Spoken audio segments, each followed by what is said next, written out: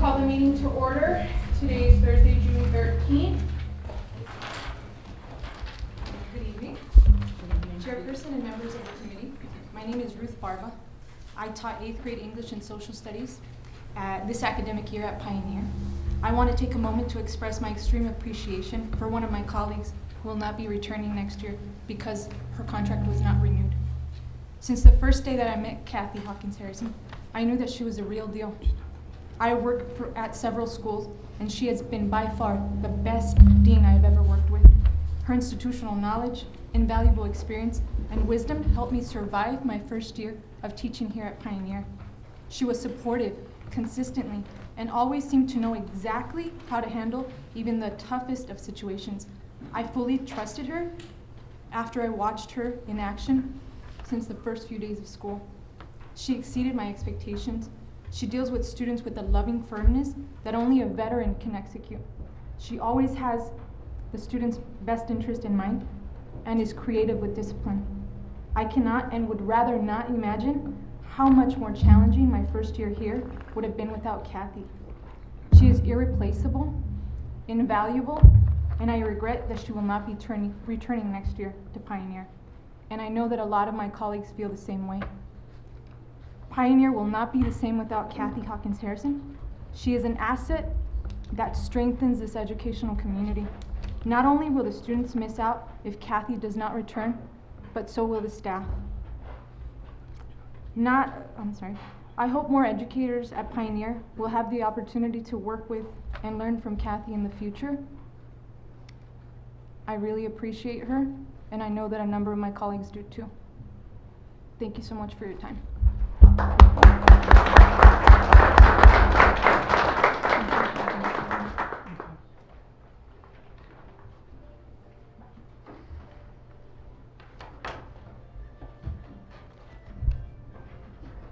Good evening.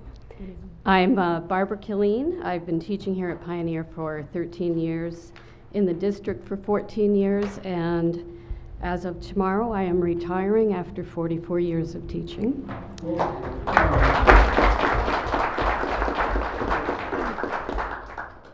This letter is in support of Cathy Hawkins Harrison as Dean of Students at Pioneer Valley Regional School. The last month has revealed that Superintendent's schedule is releasing Cathy from her position as Dean because, quote unquote, he wants to take the position in a new direction. We, the teachers of Pioneer, would like to express once again our support for Cathy as an irreplaceable asset to our school. She was brought back by Superintendent's schedule because we believed in her, and it was decisions like this that made us also believe we had a better administration in place. Cathy is the heart of Pioneer. Every day she ushers students by name to the bus. Every day she stands in the hall in the morning and greets the students and teachers by name. She knows all of them and knows what is going on in their lives. Cathy is the person who sees to all of the 504s and MCAS testing.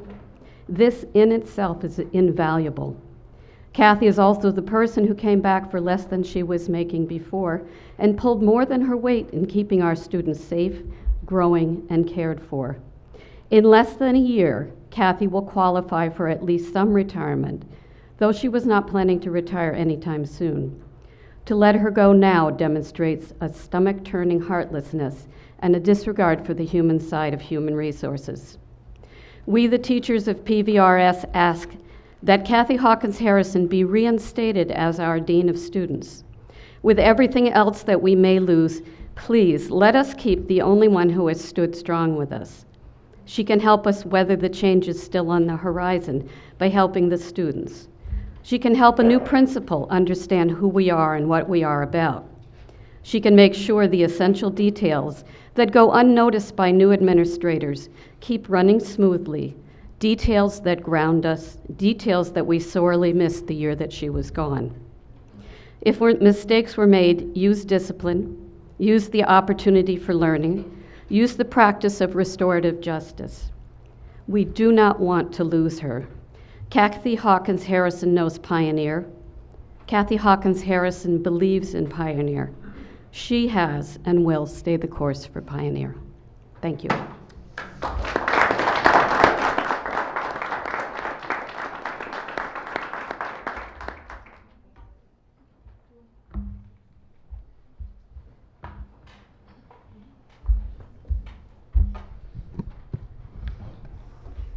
Hi, Cathy Mulch, Northfield resident and educator here at Pioneer.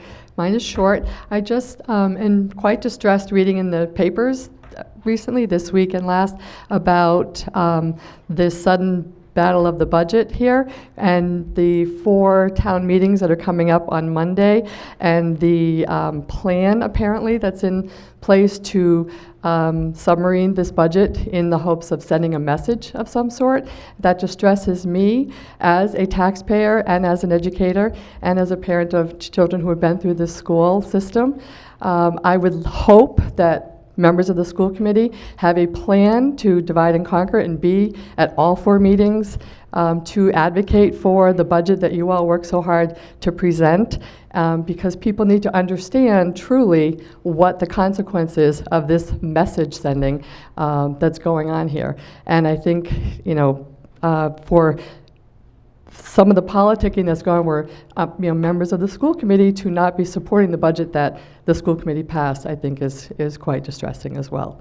So I hope that there will be a presence to support and advocate, because if we want students and families to come to our communities, to come to our school, that is not the way to do so. Thank you.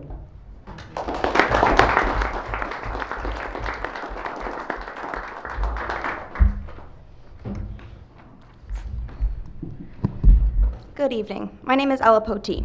As a student representative on the school committee and an incoming senior in the fall, I implore you to think about us, the students, as you make some important decisions.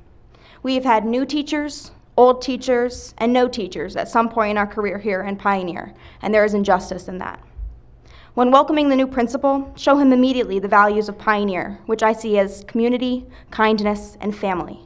When making decisions, think of yourself, or your children, or your grandchildren, and ask, would I want my loved one here at Pioneer? The answer should always be yes, and your votes, words, and actions should reflect that. If you don't have a stake in this community, then think of the class of 2020, my class, my family, who will have had 3 principals, 1 interim principal, and 4 different guidance counselors, and countless new faces standing at the front of class teaching. Think of us writing our college essays on the turmoil we experienced and the instability we endured. Think of the school. A school is only a school because of its students and its teachers. We should be your priority. Think of our well-being before anyone else's. I know your job is hard, and I commend you for taking on a task such as this, but the students and staff of Pioneer deserve more. And in reference to Cathy Hawkins Harrison, I came in as a timid little 7th grader, my grandfather having passed away the day before school started. He lived with me since I was born. He was a second father. And Miss Hawkins Harrison was my advisor for that whole year. I saw her every day, every advisory after the double block, and she was my rock my first year. And it would be a huge disservice to the school to lose her. She is that person for everyone. She knows everyone's first, middle, and last name, and you need someone like that here at Pioneer, which is a family and is a community. So thank you for listening. I really appreciate it, and I hope you have a good evening.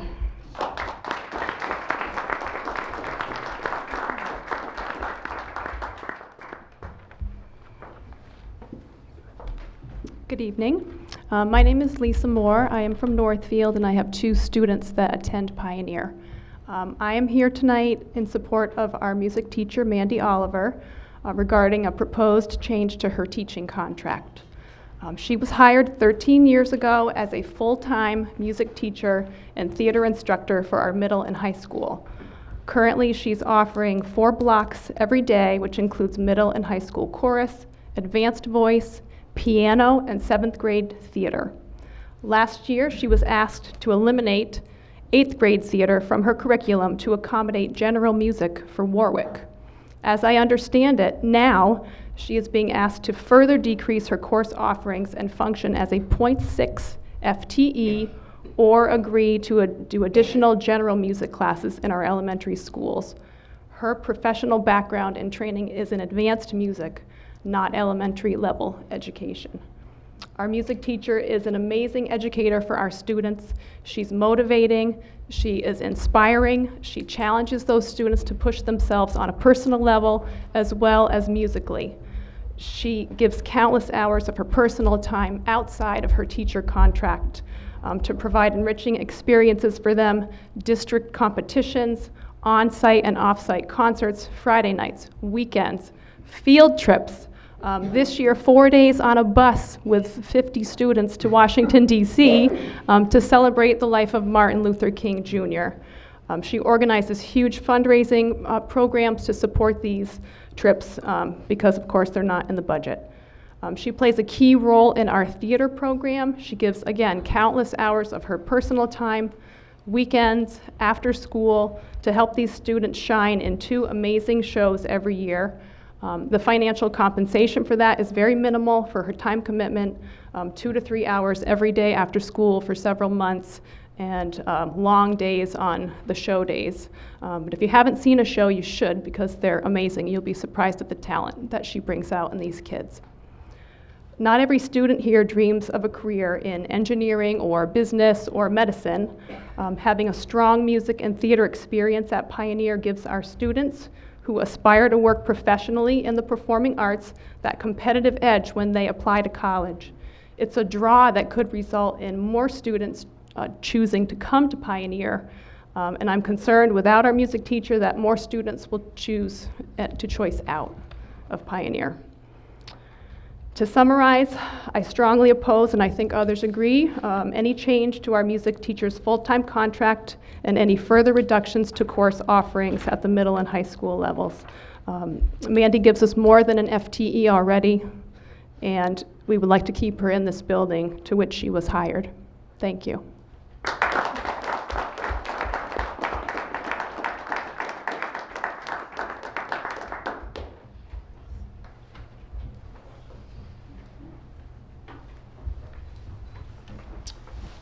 Yeah, good evening, Jeff Knight, Leiden Board Luckman. I just came tonight, I wanted some clarification from the school committee on the $11,300 that was voted upon for the maintenance and heating of the Pearl Rhodes Elementary School for the fiscal year 2020. It's my understanding that that number is possibly changed or could be reduced.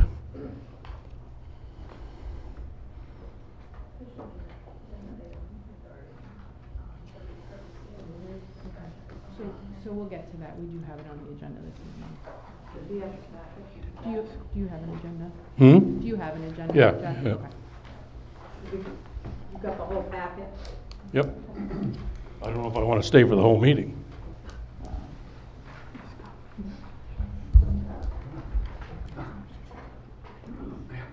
I'd like to apologize for showing up in my pajamas.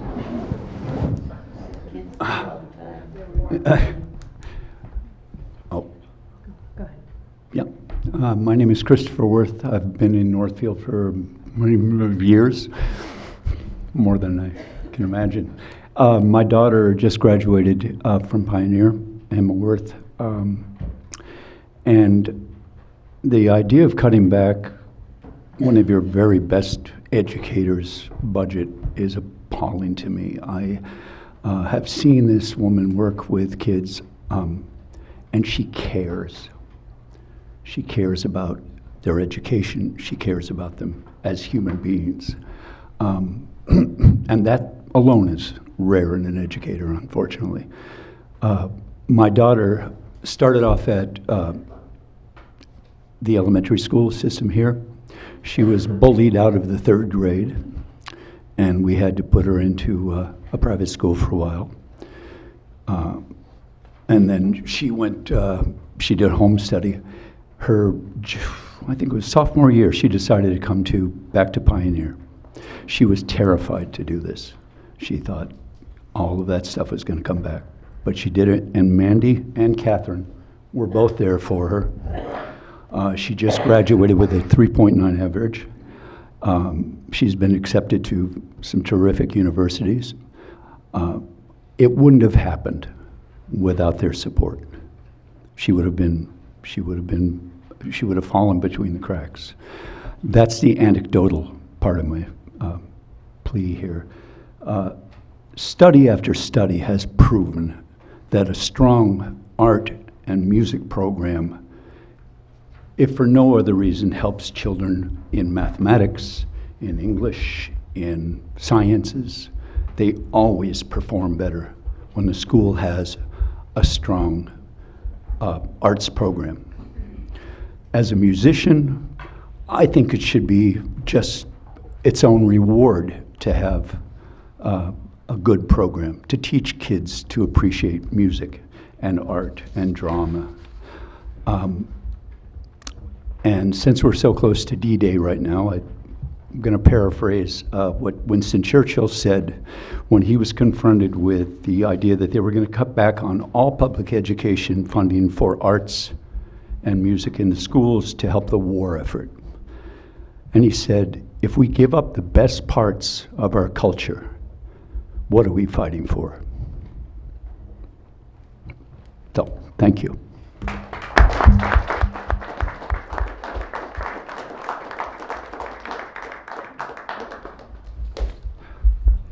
Are there any other citizens' comments or concerns? Oh.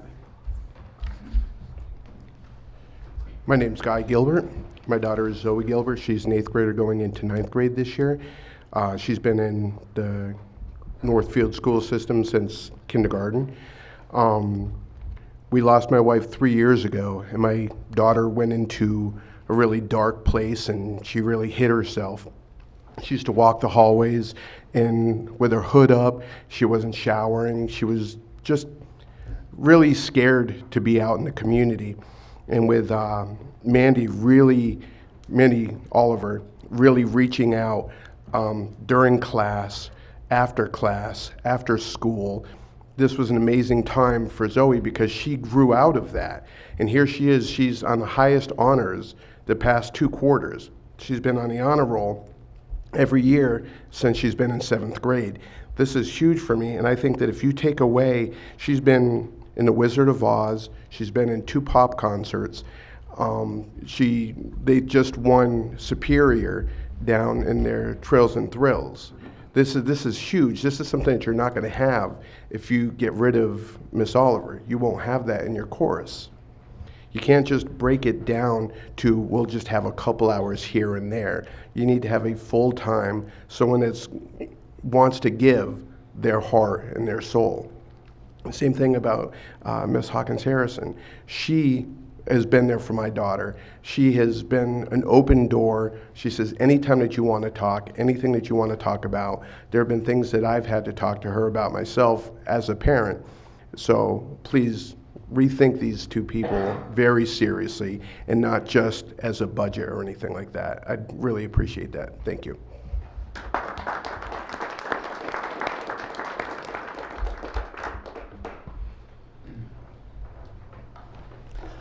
I'm Steve Baskowski. I live in Gill, although my daughter goes to school here. She's in the 8th grade.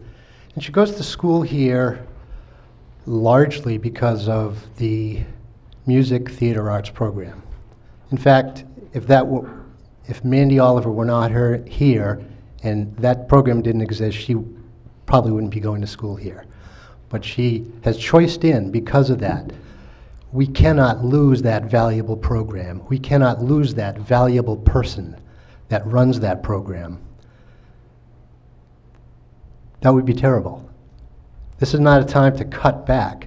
This is a time to support and to strengthen the resources that we have here. We're trying to attract people. We're trying to bring people in. The theater arts program, the music program, brings people here. It brings students here. The students that go to that program feel supported and loved. Their talents are given a stage, literally. I'll echo what others have said, that these productions are amazing for a number of reasons. They showcase the talents that otherwise might be lost. We see talents in athletics, we see talents in science and other areas. Kids need a place to shine with their voice. They need a voice. Mandy Oliver in this program, the choral arts program, have given kids that voice. I would hate to see that go. And by cutting the program, by cutting the hours, by cutting the position, you're cutting the program. You're not going to get anybody as valuable and as as effective as Mandy is. I also want to speak in support of the Gay Straight Alliance and the LGBTQ community, which lives in our schools here too. Mandy has been a great support to them, and if we lose her, these students, our children, will not have a support that they have now. So I think that's another valuable thing. I also want to make one more point, and that is, you talk about, oh, it's only a 0.6, it's only a 0.6 position,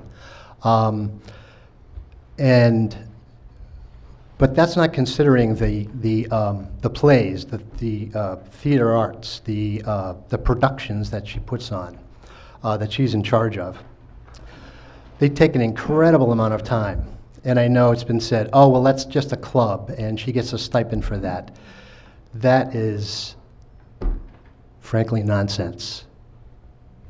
The time that's put into those productions, it's just astounding. So I think if we're trying to support the program, to bring that in as part of the school program. That theater arts should be a part of the school program, and she should be paid as a full-time teacher, including that, and not just, it should not be relegated as a club that meets once a week. Meets much more than that, and deserves more than that. Thank you for your time.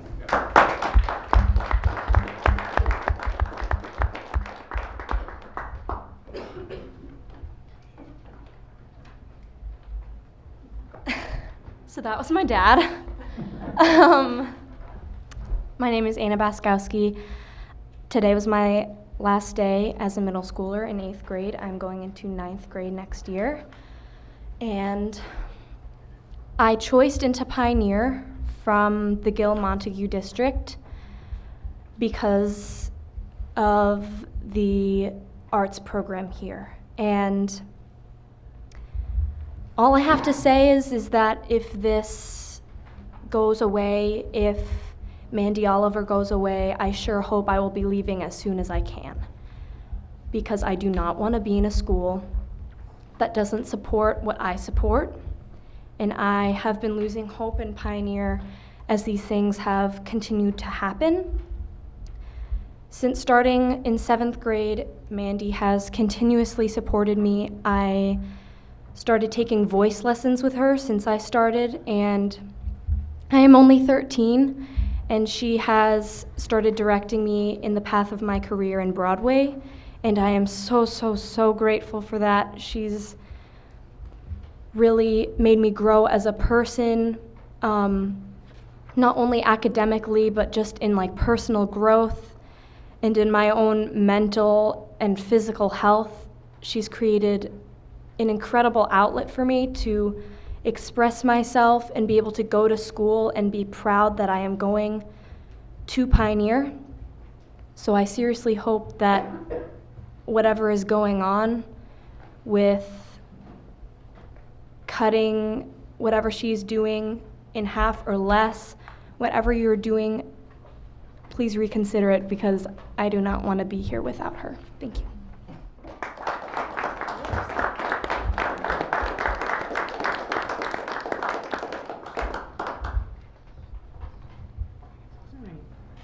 Okay, we will move on, if that is it for citizens' comments. There has been a request to move other business to the beginning of our evening in order to accommodate a presentation regarding Pearl Rhodes Elementary School. So is there a motion? Okay. Okay. All right. Yes. Yeah. Any discussion? No? Okay. Vote? Okay. Go. All right.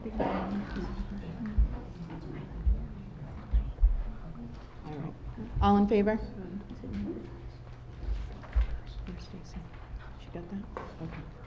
All right. Go ahead. Tomorrow, Pearl Rhodes Elementary School closes its doors for good. So tonight we've put together a brief presentation. We have with us Irene Baker, who attended Leiden schools even before Pearl Rhodes opened. We have a former student in our school, Cooper Bullock, who went through all of our classrooms. And the teachers, 3 of our teachers are here tonight to speak, the last to give a presentation about Pearl Rhodes. We will start with Irene Baker.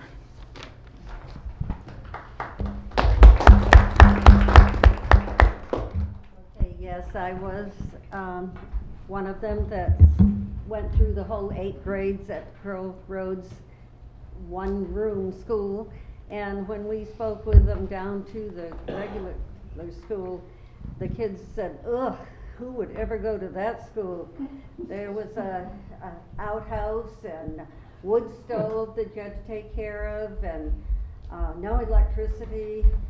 And but you know something, that when I started school there, where we lived, which was down right on Green River in West Leiden, just above the 10-mile bridge, and we rarely ever left the home except to go to church in East Coleraine. And so when they opened that school for us to go there, when I think of 8 grades, there was the Haskells, there was Elaine Zimmerman, Jack Wilder, Eleanor Pratt, Rodney Miller. There was all those people in the 8th grade.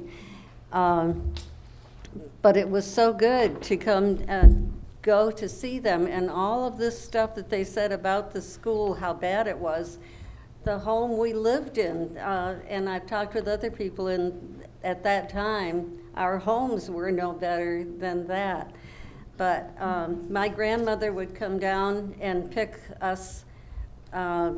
I started school in 1942 at 5 years old. My oldest brother was 7 years old, and he was afraid, so they said, well, let your other brother, let Gordon go with him. So with 5, 6, and 7-year-olds, we were there at the school. And when I talked with others, I talked with Phil Zimmerman, and he said he had to walk to school from Zimmerman's Hill, which was maybe about a mile to school. And then I talked with Ruthie Tuller and Ed Snow, and they had to walk all the way from their home in West Leiden up across the road that goes up to Facey's and into the pasture and down to the school. And so I just believe, I can't believe how much we learned, because we would watch, we would listen, and we would see each grade. And Pearl Rhodes was just, she was something else. She was so well dressed all the time, a very professional woman, and it was always, always quiet in that, with 8 grades in the room, but it was always quiet. She would be working with one class maybe, and we just started out with, in the morning, with saluting the flag, the Lord's Prayer, a song. We had chores. Each of us had things to do, erasing blackboards, sharpening pencils, sweeping floors, putting the flag out and taking it in. We brought our own lunch. And Pearl might use us to help the younger kids with reading and writing. I remember Ray Glayback, who was probably in the 1st grade when I was in 7th grade here in Leiden, and so he came to town after he had written this book, The Last Village Smithy, because his father was Henry Glayback, who shoed horses and so forth in Leiden. And so he came and was speaking and telling a crowd of people about that one-room schoolhouse. And all of a sudden, one man jumped up and he said, what are you talking about? 8 grades in one room. How could you ever learn anything there? And he says, well, do you want to know who taught me to read? Irene. And so it was just something else.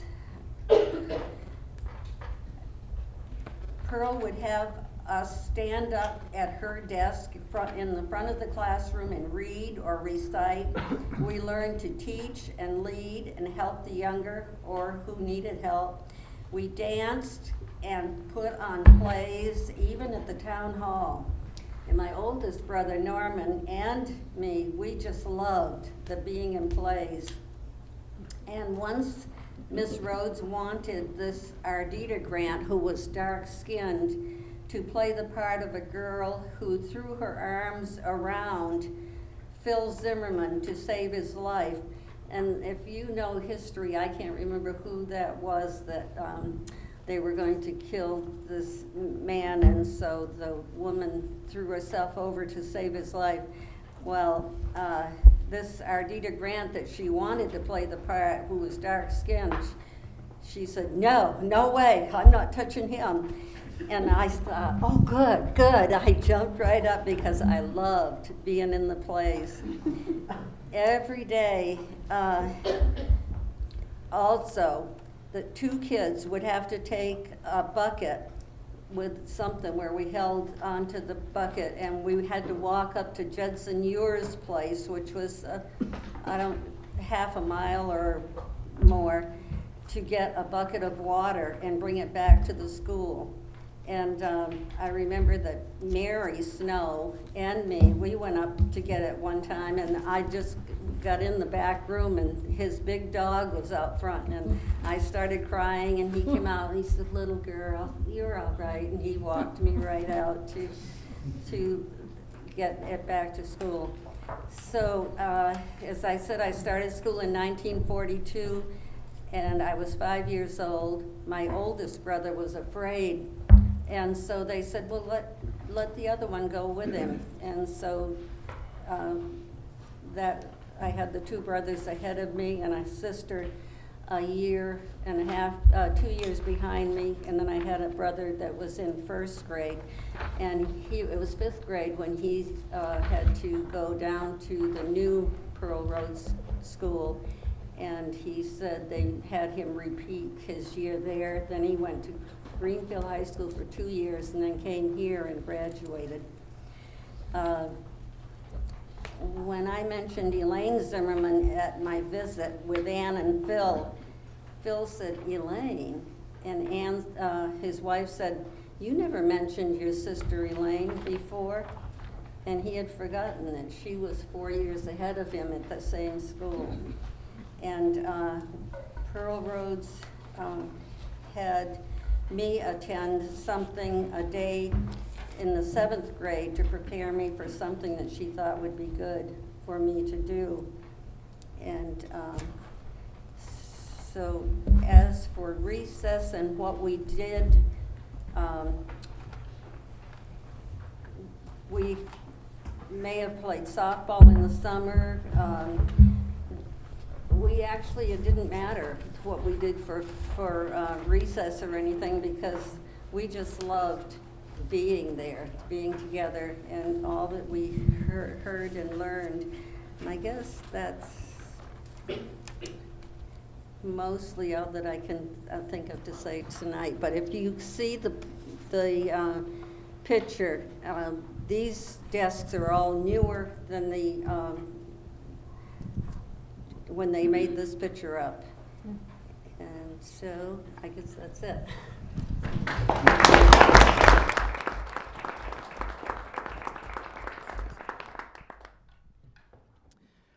I attended the potluck last week and spoke with Irene, and we wanted to pay tribute to Pearl Rhodes Elementary School staff in the community, so I'm glad you came, Irene, to share your experience. And I want to thank all the staff and Lisa and Patty who are going to speak tonight. And I think we're going to have Cooper Bullock come up. Is Cooper here? Oh, Cooper, you're already there. You're one step ahead of me. Cooper is now in 8th grade. He attended Pearl Rhodes Elementary all through his elementary years, so he's going to say a few words. Hello, my name is Cooper Bullock. I'm going into 9th grade this upcoming year at Pioneer. I came to the district as a 5-year-old who had no idea where I was. I did not know anyone, and I was so scared. When I walked into the doors of Pearl Rhodes, I was welcomed, and I knew from that point forward that I was part of a community. It was not just a community, it was like my second family. During the first few years at Pearl Rhodes, I had Miss Beeler. She was always bright and eager to teach both preschool and kindergarten. I loved learning all the wonderful lessons she had carefully planned for us to have fun while learning. In my next 2 years, I had Miss Schilling. She loved teaching us about math and writing wonderful poems. I loved how cheerful she was when we completed an assignment. Next, I had Miss Solomon, who always wanted us to learn. She had many lessons planned throughout the day, and she loved to teach us about writing and grammar skills. And last, but definitely not least, Miss Armstrong. I don't even know how to explain how much she contributed to my life. I learned so much in her classes and also had so much fun, which I did not think was possible. She always had fun activities planned for the end of the day if we did our work in a timely manner. I will never forget the saying that she used to say, use the force when we were learning about equations. I also hope to continue to have a friendship with Miss Armstrong, as she has been a huge role model in my life. After finishing school at Pearl Rhodes, I reflected on my past 7 years there. At first, I thought, that school is way too small. I didn't even make any friends. But after thinking longer, I remembered that even though it was a small school, I did make friends. I did bond with my teachers, and I loved being there.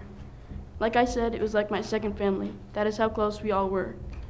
While I was super sad to hear the news of the school closing, I remembered that things happen for a reason, and if anyone could rebound from it, it would be the teachers, students, and staff at Pearl Rhodes. I thank you all for listening, and I thank the amazing faculty and staff at Pearl Rhodes.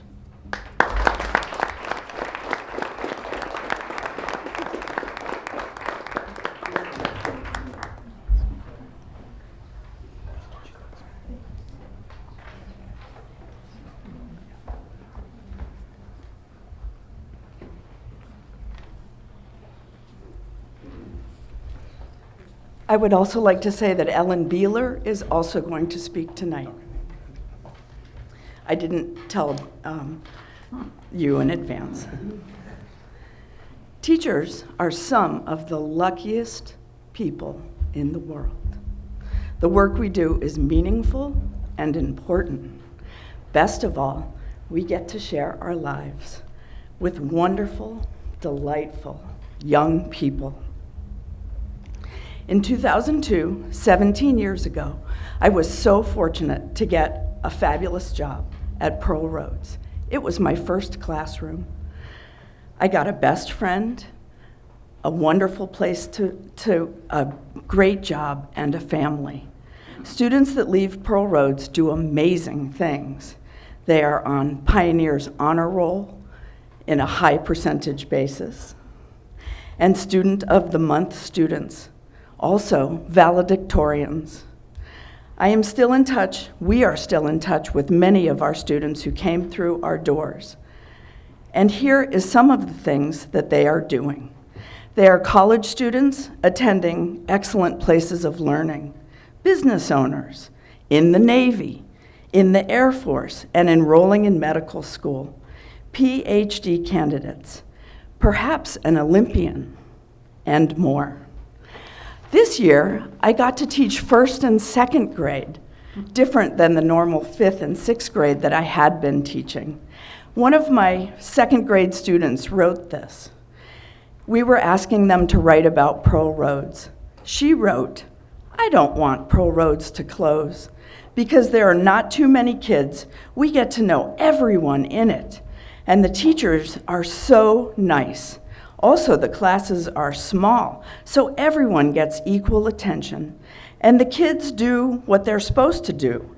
When I came to Pearl Rhodes, it was not too big or small. It was just right. Pearl Rhodes has changed my mind about school. They make subjects fun. I love Pearl Rhodes Elementary School. Pearl Rhodes students have done so well because they learn to care for their whole community. The whole school plays together at recess and eats lunch together every day. We educators at Pearl Rhodes have been incredibly lucky, and we will miss our school so very, very much.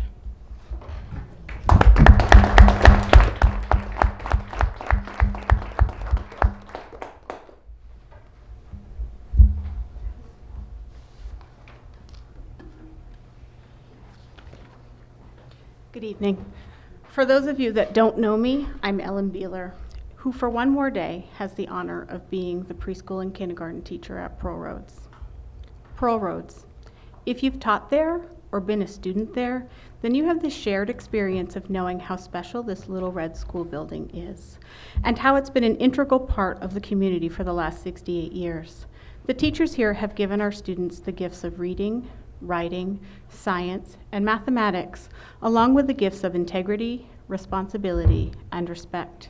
As teachers, we've asked each other and our students to approach all tasks with kindness and love in their hearts. We've taught them that it is our differences that make us special and unique, and that these things are to celebrate, not critique. Although this year has left us heavy-hearted, remember that we are rich in blessings because the children who come to this school are supported, loved, and cared for, not just for the years that they are here as students, but for the rest of their lives. As a preschool and kindergarten teacher, I've been a school mommy, grandma, and teacher at Pearl Rhodes for 19 years. If I taught you or I knew you, you will always be one of my kiddos. I've been invited to attend many of your birthday parties, your ball games, dance recitals, National Honor Society inductions, and I've attended many of your elementary and high school graduations. You've watched me grow from a young teacher just a few years out of college into a seasoned teacher.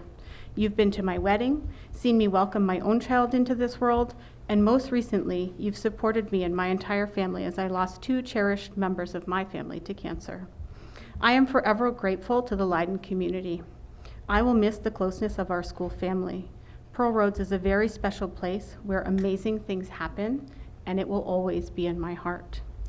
Even though the school is closing, its place in history and in our hearts will always remain. Those of you who have been fortunate enough to spend time there feel gifted by this simple school. Recently, people of authority in our district and our town have walked through our building trying to put a value on its contents and have left saying, throw it all away, it's just junk. I've dedicated close to half of my life turning this junk into lifelong lessons, making riches out of rags and being thankful for what I have. We, the teachers and students of Pearl Rhodes, are truly grateful to have been in this place just right, making it our home and a place of quality education, a place where people feel safe, honored, and loved. To us, this place is priceless. The hundreds of students and staff who have passed through these doors can stand tall knowing that the spirit of Pearl Rhodes will be with us wherever we go. So to each Pearl Rhodes student, family, and faculty member, I ask you to remember the teachings of Patrice Karst in her book, The Invisible String. This simple story reminds children and adults that they are never truly alone. People who love each other are always connected by a very special string of love. Even though you can't see it with your eyes, you can feel it deep in your heart and know you are always connected to the ones you love. As we each prepare to leave our beloved school, remember that Pearl Rhodes Elementary School's final gift to you is the invisible string it has woven into each of our hearts.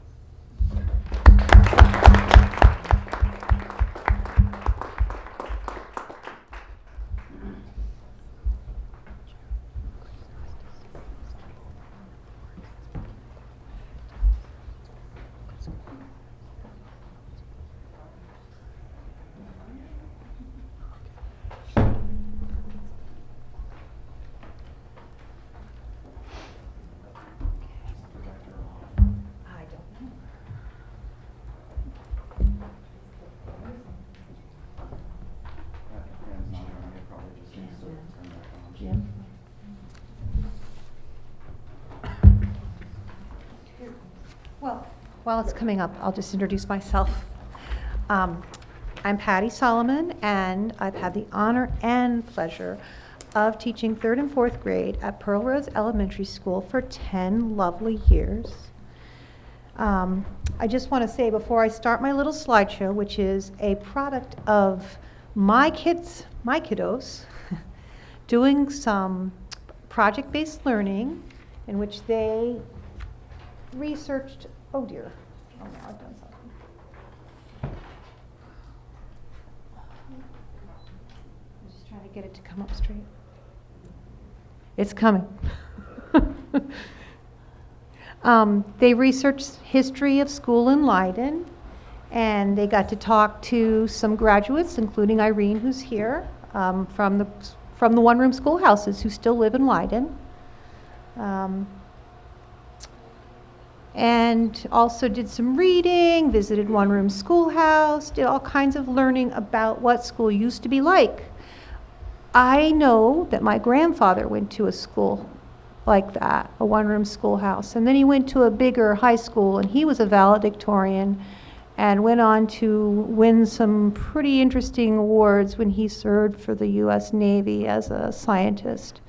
Just a little background info. I think multi-age education is sadly being lost, and it's still true with 2 grades in one room, that the kids help each other and they learn pro-social behaviors that research bears out happen when you have more than one age group in a room. Oh dear.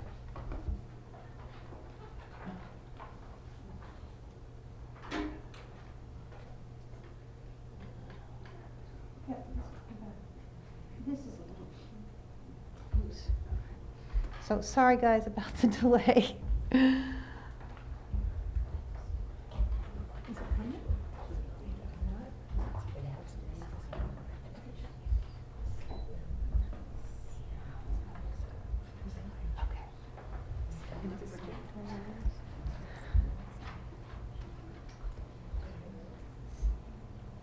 Okay, we might be able to see it better if the lights are out.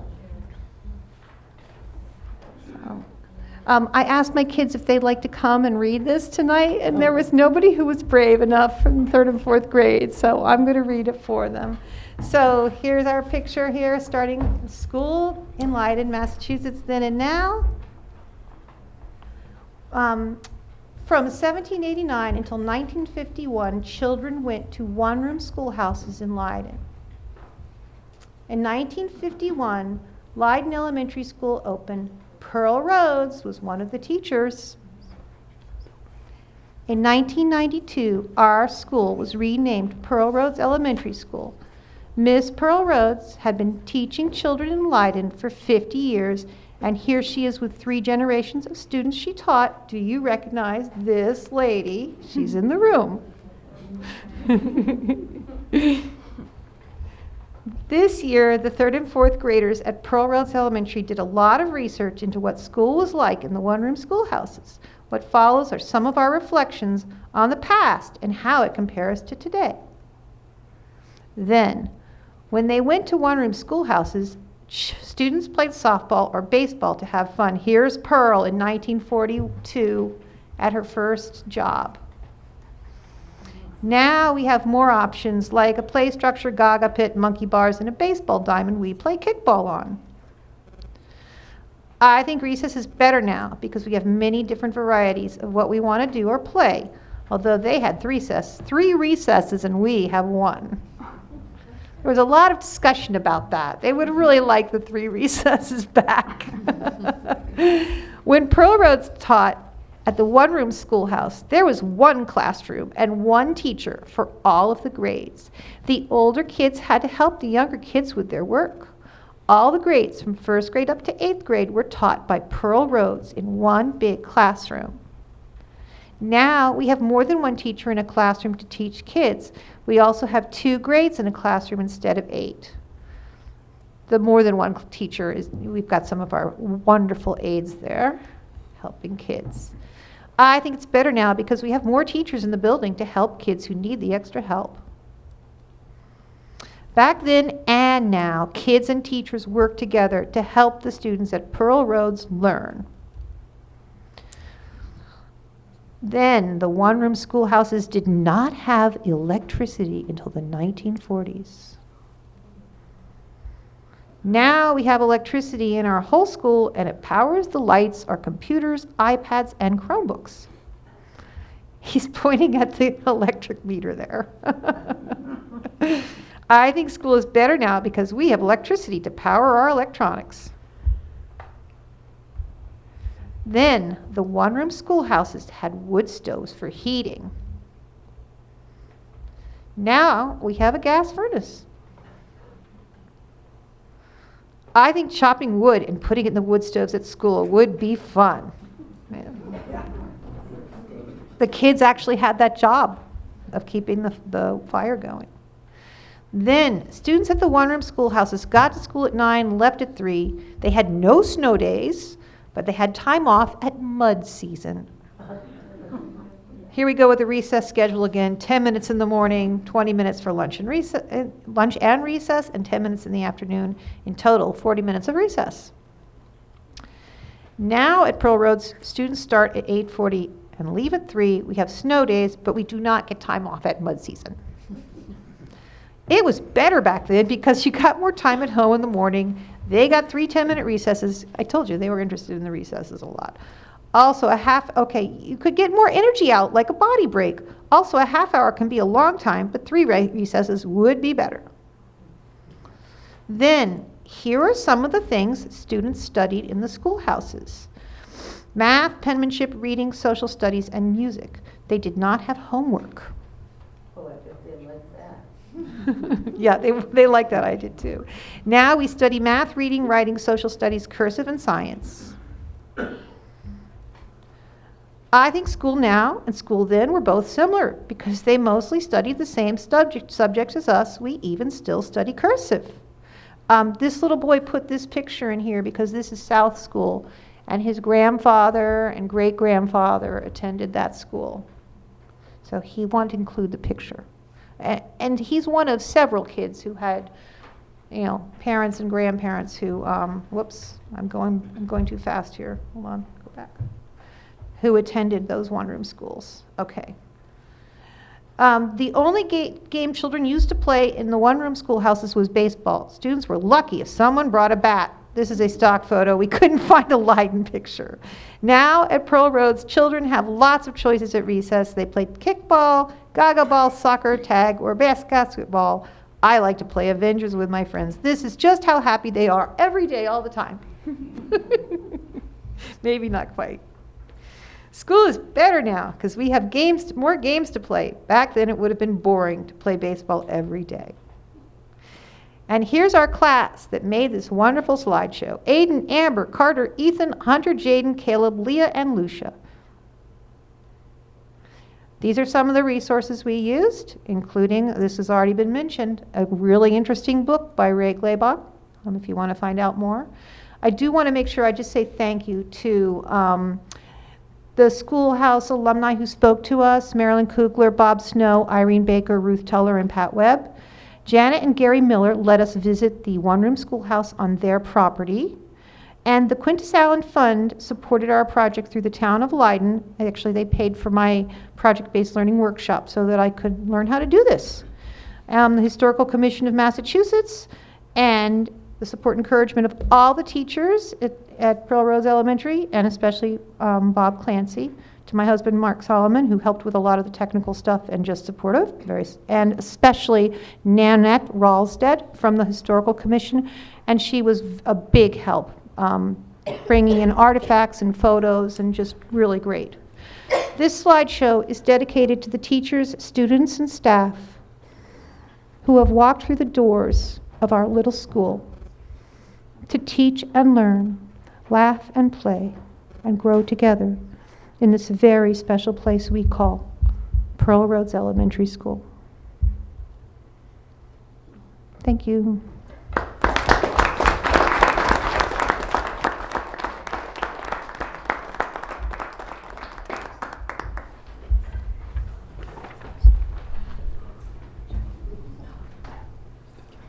Okay. Thank you very much. Okay. on to the next item. We do not have minutes for May 16th and the 23rd, unfortunately due to illness to review, but I am going to hand out executive session minutes so that folks can take a peek at those. And then, thank you.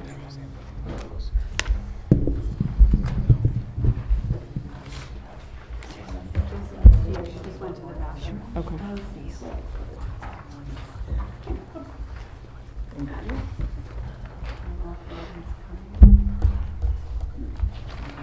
Does everybody have a copy to review?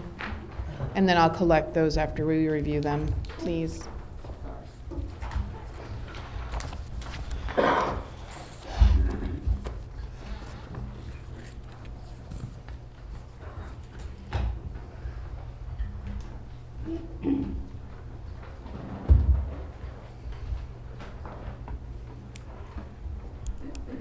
Oh, go ahead. Sorry, Sue.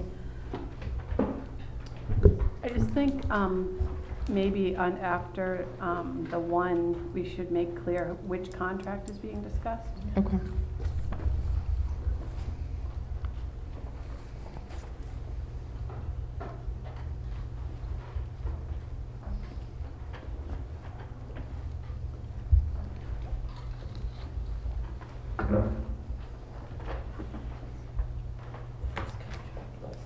Tanya.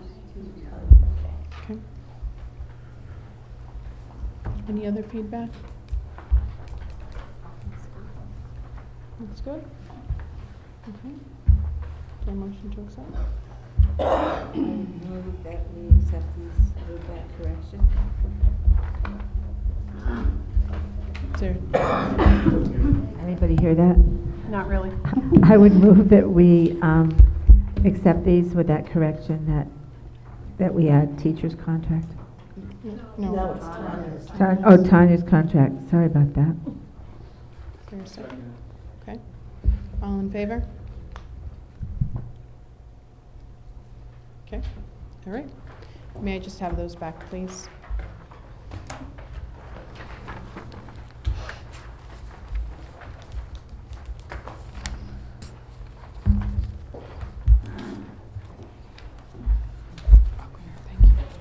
All right, thank you. One more. Okay. Thank you. Okay. All right. On to appearances, our student reps. Hi, welcome. How are you? Well, thank you. How are you guys? Doing well. We're almost done. Or we are done. But okay, that's what I'll get to, I guess. Let's see. Yes. One of you have graduated, correct? I did. I'll And get the to other that. one is, I'm a current junior. I will be a what, senior no, next year. do you have classes tomorrow? I guess I do not. So I'm a Then I'm current assuming senior. you're officially a senior. I guess so, yes. Okay. So I'll start with, because we haven't seen you a little bit. So prom took place on May 18th at the Montague Retreat Center. Everyone was safe and happy, so we had a successful night. John's schedule was there. It was great to have you. It was awesome. We had a fun time. Everyone looked beautiful and handsome, and it was awesome. Okay. Next, we had the Pops concert and the Memorial Day Parade, both in May. The Pops concert was on the 24th, and the Memorial Day Parade was on the 27th, the Memorial Day. Both went very smoothly. The band performed well at both, and the chorus was phenomenal, the Pops concert. We went to, for the Memorial Day Parade, we went to the cemetery, played briefly, and then marched to the town hall. Really successful. The band looked good. We hadn't marched since October, so it worked out well. And lastly, the underclassmen finished up final exams today. There is a makeup day tomorrow for anyone who needs to attend, but all in all, I think we're done. So I just want to thank you guys, and I will see you all next year. Here, I'll probably be here in July as well, though. Thank you. Thank you.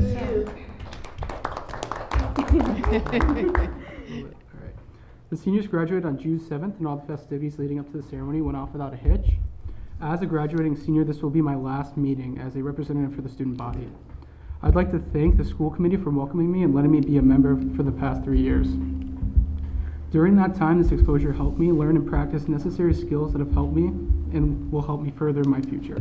Thank you. Thank you. Thank you, Jake, for your contributions and your presence, and we wish you the best. What will you be doing? I will be going to the University of New Hampshire to study wildlife biology and conservation. That sounds very exciting. We wish you all the best. And Ella, we'll see you soon. Yes, you will. I'll be here. Thank you much. Next on the agenda for appearances, we had invited Steve Hemmond to come and do a presentation for us, but he was not available this evening and is going to get back to us on a date where he would be able to come and speak to all of us. Okay?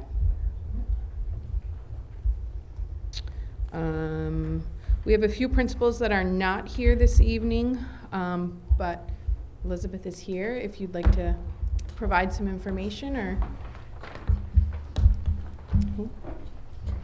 Yes. Where is she? Jean is here too. Is she hiding? Oh, okay. I'm sorry, Jean. I didn't see you back there. I would actually, because I left our graduation to be here. Oh, I stayed through the end of the graduation, but I skipped the reception so that I could be here tonight to deliver this report. Oh, so thank you. Here I am. We just had a wonderful graduation. I'm sorry, I always sound so enthusiastic. I cannot help it. I am in love with this school, and it just comes forth. I mean no ill intentions to anyone.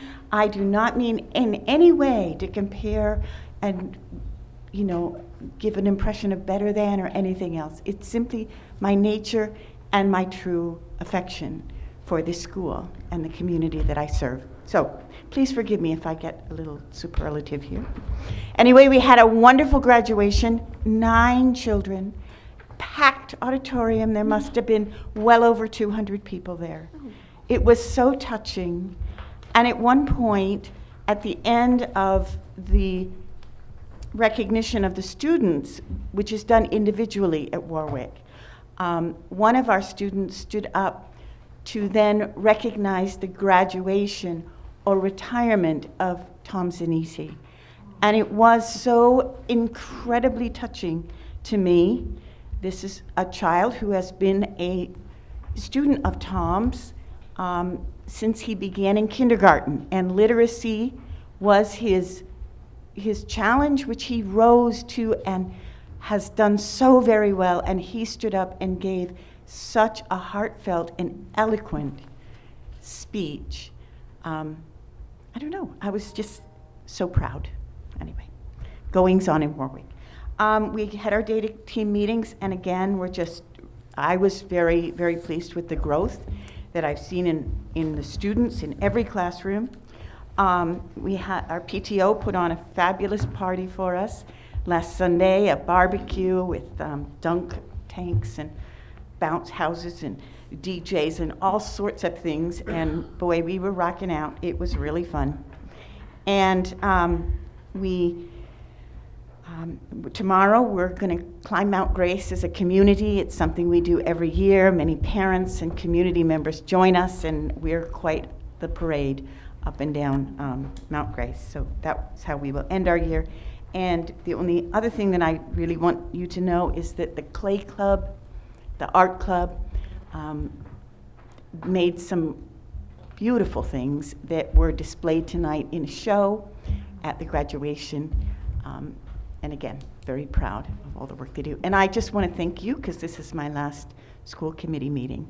And I appreciate your listening to my affection and description of Warwick Community School. Thank you. Thank you, Elizabeth.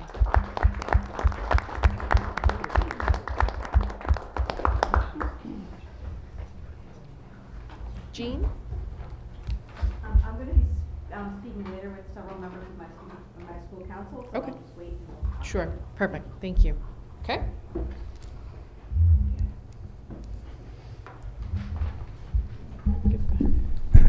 Can I ask a question before we go on? Sure.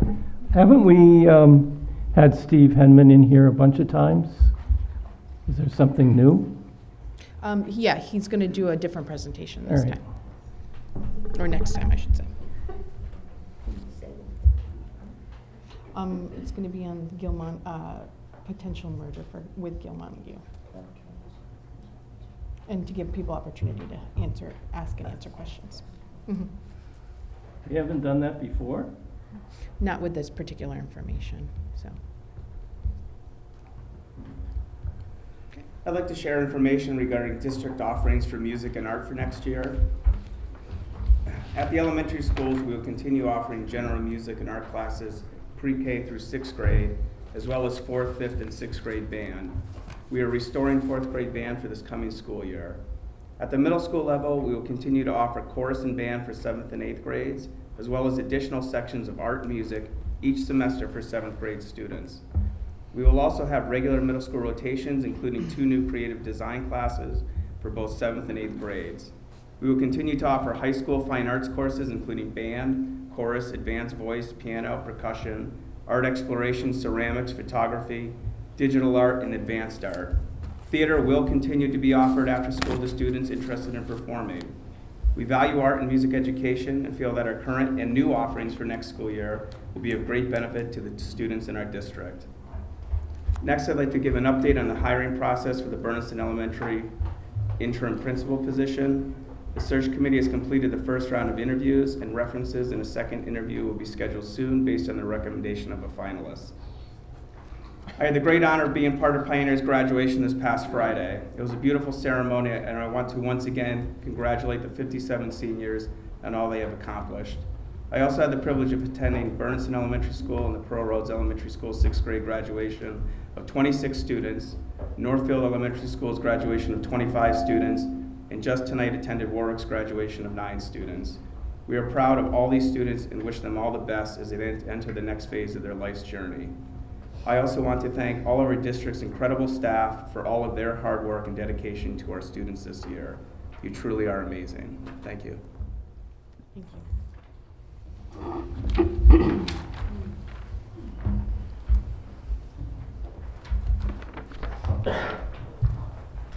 Go ahead, Tanya, our Director of Finance report. I actually wrote something tonight. I felt like after this year, I really wanted to have something more prepared than just where we were with the budget and, that things are going as planned. So this is a Director of Finance report and State of the District report, and I will get the school committee copies of this as well. As we gather here tonight at the last school committee meeting of the 2018-19 school year, PVRSD is in a very different place than we were at the end of last school year. It is my privilege to say that for the first time in over 10 years, the budget was not frozen, and even with revenue shortfalls in transportation and tuition, I anticipate the district having E&D this year. These are no small feats. The administration and staff at all the schools in this district pulled together this year and did an amazing job managing the budget while continuing to provide top-notch education to all of our students. Last year, many state groups, DESE, DOR, and legislators were working together to figure out how to help us solve our financial issues. I worked with DESE to secure an advance on local aid to get us started for the school year while we figured out what our deficit really was. Was it $2 million or $500,000? John and I hadn't even been hired last year at this time, but we were both already working together as fast as possible to do whatever we could to right this ship and keep it from sinking. We worked together with the school committee to revise a budget that was prepared by the prior administration in order to accurately fund the true expenses and needs of this district for FY19, which was passed by the school committee on September 13th with no increase to the towns. We were also burdened with a $270,000 lunch deficit. How on earth did it get this far, and how are we going to create a lunch program that was self-sustaining? We hired a food service manager this year, and Rob did a wonderful job of managing this program from menu analysis and preparation to inventory management, staff collaboration, and so on. Him and I worked together every month to make sure we were on track with projections. For the first time in 11 years of our school lunch fund, it is projected that we will be in the black at least $5,000. In the midst of all of this, just 5 months into John and I's employment here at PVRSD, we were tasked with creating a budget which was sufficient for the education of our students. After many meetings of the budget subcommittee, administrators, and school committee, we presented a budget to the towns of a 1.65% increase to their assessments. This assessment was further decreased when the school committee voted to educate our students from Leiden at Bernardston Elementary next year. In addition, we made over $500,000 in cuts and efficiencies to the budget that was originally established with a 7.6% increase to the town's assessments. Our 4-member towns defeated the proposed PVRSD budget at their annual town meetings in May. John and I attended all these meetings. We split up for Warwick and Northfield as they were scheduled the same night. With that said, I was disheartened when the Finance Committee and Select Boards passed over the budget, claiming they had not received the updated assessments with the Leiden savings. This was 100% incorrect. Letters dated May 2nd, 2019 were mailed and delivered electronically so that the numbers being presented could be amended on the town meeting floor. Warwick was the only town that actually took a vote on the budget rather than voting to pass over and presented the revised figures to their taxpayers. Our district as a whole, school committee and administrative staff, have been asked to be more transparent, provide more information, and we have done just that, and I think a lot more than you've received in the past. We've provided public and town committees with information regarding the budget in multiple ways so that they could best understand their assessment increases. It is a disservice to the taxpayers and the students in our member towns that this information isn't being passed on to them or discussed on town meeting floor or even within their own committees. There have been many questions circulating as to how the town assessments are going up $104,492 if our district's budget's only going up $1,101. Information explaining the decreases and increases in all the Pioneer Valley Regional School District's revenue sources that make up this $1,101 cumulative increase was provided to the Finance Committee and Select Board chairs on June 7th through an email, which you will find in your packets.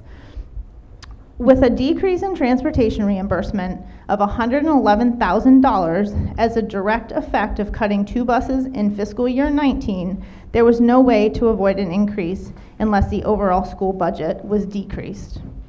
If the towns fail our budget at the upcoming June 17th special town meetings, either by voting it down or not voting on the proposed amount by the school district, we will be operating on a 1/12 budget as of July 1st, and the towns will be assessed accordingly. What does this mean?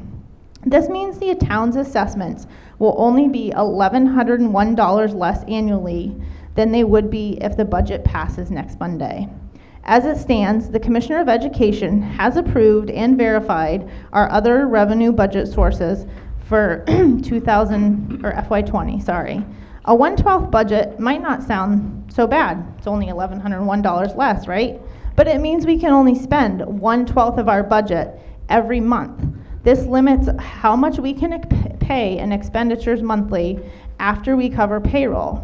This creates huge problems at the beginning of our school year because on top of paying insurance policy premiums, technology renewals, retirement contribution assessments, we have to order supplies day one for our kids. Not having a past budget will limit the supplies and materials we can order before school starts district-wide. We will also lose the discounts that we normally get by paying certain insurance policies on July 1st and $8,800 savings from our retirement contribution payment, because even if we have the cash flow, we can't legally pay those items. Quick math suggests we will start off by losing at least $9,900.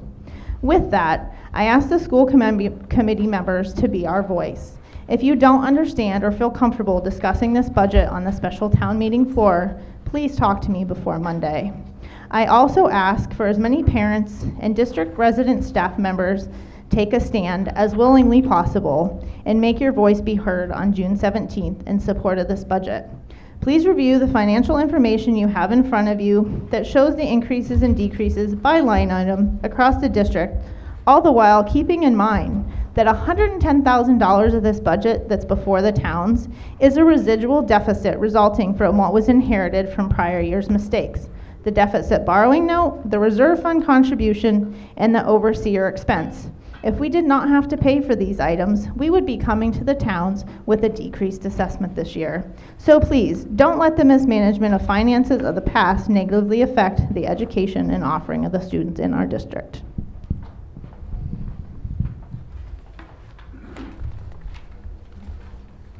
Thank you, Tanya.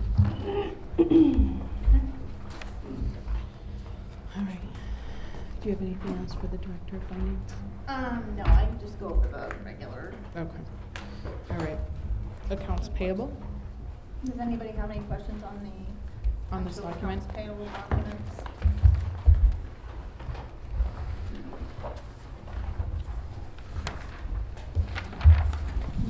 Make sure that you guys sign both, because there's one for June 13th and there's also one for checks that have to be cut on July 1st. So just make sure that both of those are signed. I know you guys are used to that, but some of the new committee members may not be. As I mentioned, the district staff cumulatively has done a wonderful job working very collaborative with me through the entire year. Like I had mentioned at the last school committee meeting, Brenda and I have really been staying on top of this like nobody's business, to be honest. But the principals and even the teachers at all the schools have been very, very cognitive of what's going on in our district financially. So to thank them, I really can't, because you guys have really helped make this job doable this year and have us come out successful at the end. As I mentioned in my report, I do expect that we will be able to report E&D this year with our cumulative revenue that we're not going to receive because the transportation estimate was higher than expected, and we also had some loss in tuition revenue due to a student that left the district from Vernon. I am expecting that we're going to have between $150,000 and $190,000 in E&D this year. It's not a ton, but for this district and the situation that we're in, that is huge, that we were able to manage this.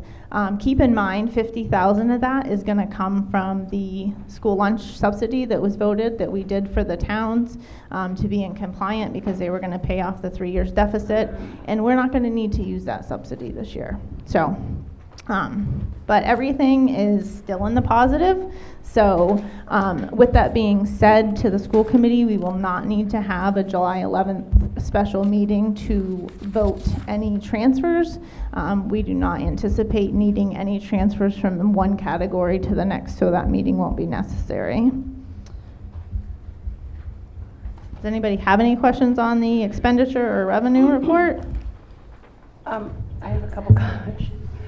I guess, Tanya, I just want to say how grateful I am for your work. I just can't even believe it in 1 year that we could go from where we were last spring to where we are now. It's just unbelievable to me. And I will take you up on your offer to get ready for Monday. I would like to come and talk to you on Monday. I noticed in the expenditure report, as I was looking it over, how much there was left in so many places, and especially in the special needs budget. I mean, that is such a hard thing to manage, and nothing was overspent. It was just incredibly well managed. It looked like we kind of overestimated on substitutes, and I didn't know if we... Well, we had some long terms in the prior year that Right. weren't anticipated, Right. and it got us in the hole. Yeah. So when we revised the budget last September, that was one of the things that we looked at reallocating, because essentially we didn't increase the budget, we just reallocated where we felt that the resources that had been voted were needed. Okay. We do still have one more payroll that may have those on Right. them, but Right. I don't anticipate those being Yeah. completely used. The other thing that I was just looking at was fuel and light and power. So the fuel and light and power, those actually, some of that will be spent. But what we did is we closed those purchase orders out so we could see what was really left and compare that to some of the reports. So the numbers that I went through and looked at, some of these items still will be spent against. So of the 400 and something thousand you guys are seeing, some of that is for salaries for employees that are not full-time and all those things. But we will have some funds left in those lines. Is any of that fuel and power due to any of the changes we've already made on the buildings, do you think? The fuel is, I believe it was budgeted for, we buy X amount of gallons, but there's contingency because sometimes we have to buy more. So when we worked with Tim last year, some of that overage is from, not necessarily contingency, but With the winters we've had, he typically budgets a few more gallons than we're contracted for. Okay. Those are my comments. I'm just so grateful. Really good work, everybody. It was a challenge, but it's been a great learning Absolutely. experience. It's really impressive. Okay? Yeah. I'd just like to echo what Sue said, but also for reestablishing a trust between those of us on the school committee, and I know I wasn't last year, but I was in the audience all the time, and the financial manager for the district. That's a big thing. And you're always ready and willing to answer our questions. I do have one request. I did notice maybe 4 or 5 places here where 100% of the budget had not been spent. You spoke to one of those tonight, the school lunch subsidy. But in the future, you know, I'd like to have an explanation of why none of the money was spent. So some of the lines that she's referring to are some of the principal dues and subscriptions. Those were forwent this year by some of the administrative staff, but because they are part of their contract that we have to fund if they so wish to participate, that's why those are in there. Some of the other ones might have been at Pearl Rhodes. I know that was you know, supplies that were budgeted that weren't used. And again, I kind of echo the fact that we took a budget as an administration that was done by our prior administrator, and we tried to allocate funds, some in places that there hadn't been a budget for 4 or 5 years. So I think some of the underspending also came from the staff being so used to being told, no, you can't buy things. Yeah, you can so really see that. we can't really look at the percentage of the budget that was used because the belt was tightened so much that a lot of the people were afraid to even use the budget they had and fear that it was going to be frozen. So that's just kind of part of that. I don't anticipate that being the case next year, but I hope that answers some of your questions on the ones that weren't spent at all. Yeah, some of them, and I really do appreciate everyone's efforts to do that. But when I see something, this is the retired teacher in me, that no money was spent on science supplies in 2 of our schools, and I did bring this up once before. I'm wondering if that means the instruction isn't happening or it's all outdoors, and the outdoors are free. I understand that, but that's not all there is to science. So I think a lot of it, and the principals that are here could maybe speak to this, is that the curriculum and stuff that they already have is what they're currently using, and this year particularly, I know without having a curriculum coordinator, the principals were hesitant to buy new materials, not knowing if we'd be able to use it for multiple years in advance. thank you. Can I just ask one more thing? I just noticed that one of those items that isn't spent is the shared elementary PD. I don't know if there's any plan for that over the summer, but I know in my district, teachers are invited to propose self-study or collaborative group study. So if there's, you know, $18,520 left and we can afford it, can we offer that to our teachers? So again, this was one of those where people were afraid to ask because in the past they've been told no because the budget was frozen. We plumped up the PD budget when we did this revision because we heard the teachers say, we're not getting PD, we're not getting PD, but we were also operating under a different contract that allowed reimbursement for the full cost of a class at UMass Lowell plus additional supplies. So we were operating at about 3 times what we're going to be required to pay in the future contract. So not as many teachers took advantage, or maybe they felt that they couldn't because of where the budget was. So that was what we were getting a lot of why the PD money wasn't spent, is they were afraid they were going to be told no because of the past. So is there any way to offer it to them? It would have to happen before June 30th because it has to be for an expenditure within this fiscal year. Well, people might be willing to go for it. Go ahead, I want to echo the statements that both Sue and Karen made on your work, Tanya. And I also want to say that it's refreshing that you have set up such a good, trusting relationship with Desi. and with MARS, Mass Association, and the Mass Association of Business Managers. All of those agencies you have set up a trusting relationship with, and I thank you for giving us such a good name. Hi. Welcome. My name is Jen Kowski, and I teach 3rd grade at Bernardston Elementary School. We recently became aware that the teachers in our district have a place here at the table at school committee meetings, and so we're very happy to take advantage of that opportunity. And we're also very happy to answer and actively participate in the meeting. If you do have any questions or wonderings about kind of what teachers are thinking or feeling or how things perhaps have carried on in the schools, we're very happy to be forthcoming and offer that information. Thank you. Thank you. Welcome. Thank you for having me. Thanks. So science materials or other questions about PD, we're more than happy to talk about our experiences. So can we hear? Yeah. Do you guys want to chime in on PD?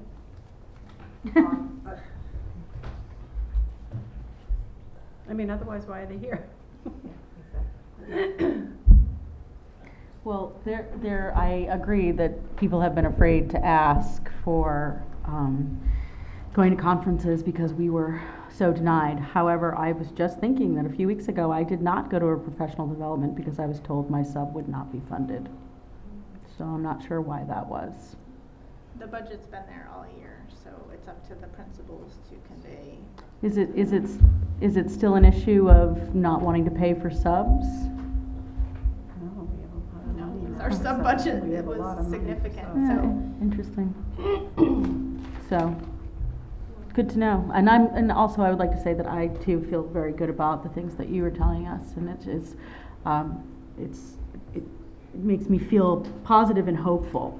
What does not make me feel positive and hopeful is that the towns want to shut down this budget, and those things are so contrasting, and that's very disappointing. Good. Okay. So the lunch report, as I mentioned, we are in the black for this year so far. The number at the bottom, that's the closing balance of the $26,849.70. That is where we are right now. The offset to that will be when the summer salaries are paid, and they are roughly $18,600. And we have just a couple weeks in June. The reason that it shows a net profit or a net loss, I apologize, in April is that I mentioned before, what we pay in April is really for March lunches, and April had a school break, so you typically see a loss in the months of school breaks because you're paying for expenses for lunch in the prior month. So, because I know most of the time I get questions about the losses, not the positives. So that's pretty much where we're at. We are in the process of, we're going to be interviewing for the food service manager next week. Looking at doing some PD over the summer to get them on track with all the DESE nutritional requirements, reporting requirements, free and reduced lunch requirements, and all that stuff. So looking forward to next year with a new food service manager. We are going to make that full-time next year because Holly Manson has retired. So some of the duties that she's been doing for the district, the food service director will take on. This particular position has been kind of spread across multiple people in the district in the past. And just having Rob in this position in the short 9 months that he was here, having one person be able to manage all those things instead of having 5 people's hands in the pot, I think is a big player in why we're at where we're at in this school. I obviously have been doing the reporting the last couple months, but the actual participation and food ordering and all that was centralized, and I think there's a lot to be said for that. So I'm looking forward to that next year with somebody new coming in with some school experience, we hope so. But that's where we're at with the lunch. Another great turnaround. Awesome. Okay. All right, so more, just a sec. Subcommittee reports, negotiations. We met a couple of weeks ago with our support staff and have decided that with the vacation period coming up, that it's pretty hard to get people together, so we're going to wait and come back together end of August, 1st of September. Building and grounds?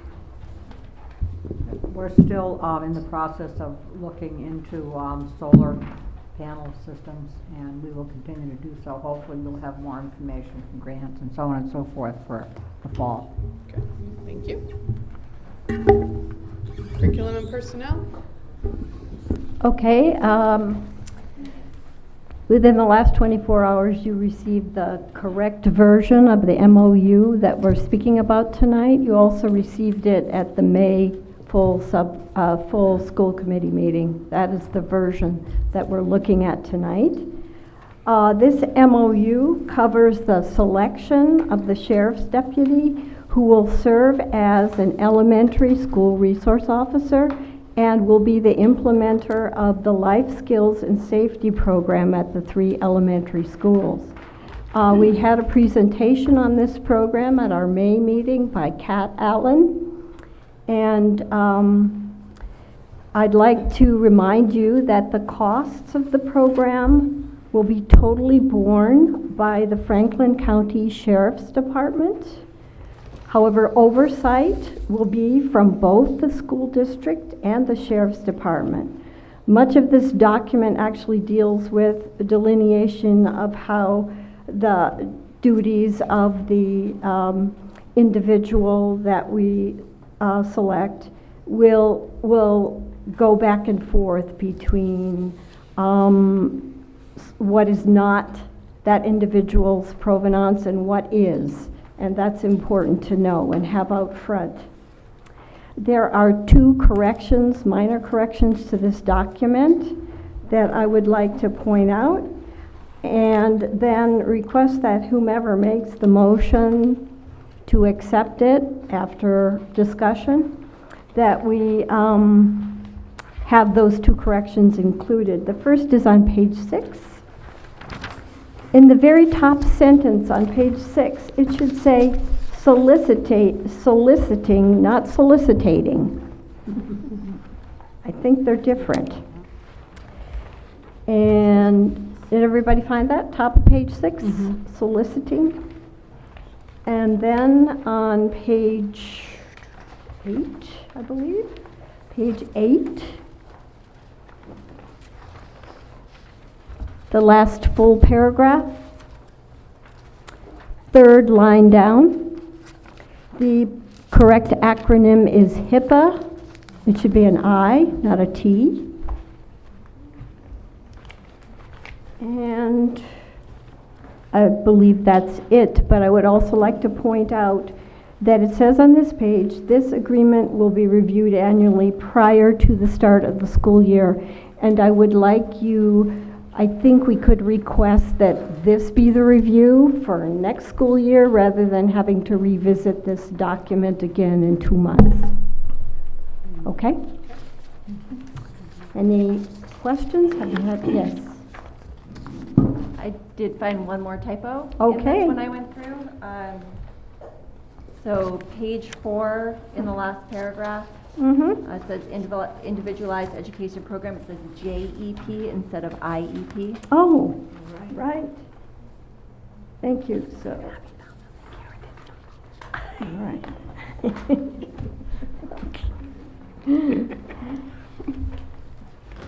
Are there any other questions? I just want to make a comment. Kat Allen had told me that this is the first of its kind program in the state of Massachusetts. It's never been done, so I want to thank the Sheriff's Office and Sheriff Donnellan for providing this at no cost to the district.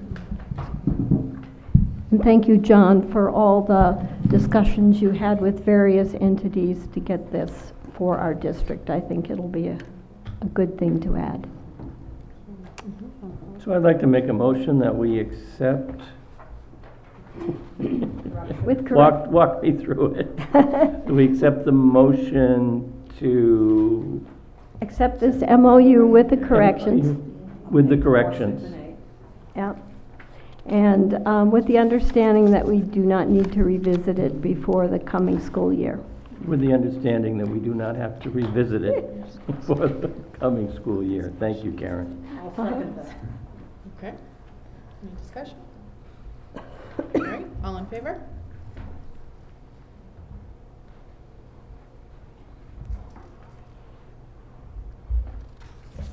Sharon.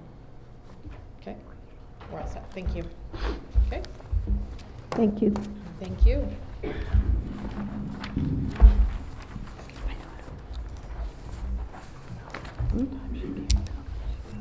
All right, budget subcommittee.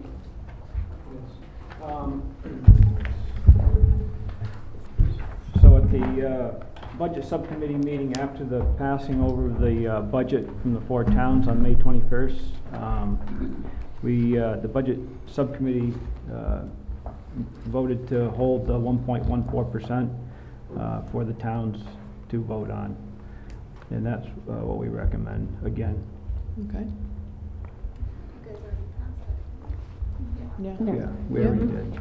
So, other than that, I can't reiterate enough that the town's parents get out and come to town meeting and support the budget. The budget is $1,100 difference more than last year. If we do not pass this, it will cost us more than that with the 1/12 budget. I would like to thank John and Tanya for allowing the school committee, the budget subcommittee, to work with them over the past budget season. We've come a long ways from where this district was a year ago, and I think that the town's folks should come out and support this budget after all the work that's been done to put into it. Thank you. Thank you. Okay. Do you want to do policy, or do you want me to do it? I can start it. Okay, go for it. And you can feel free to jump in Okay. on things that you're working on. Perfect. So the policy subcommittee met last week. We're still working on the student activity accounts policy. We'll hopefully have it for you at the next meeting. We're hoping next Monday we're meeting, and we're hoping to have that finalized so it can come to the full committee. And then we also have the media policy, which has been provided to everyone,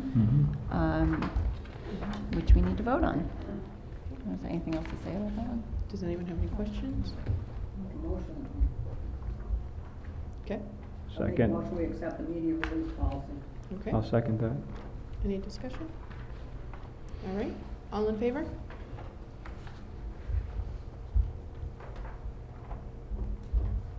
Okay, all right, thank you.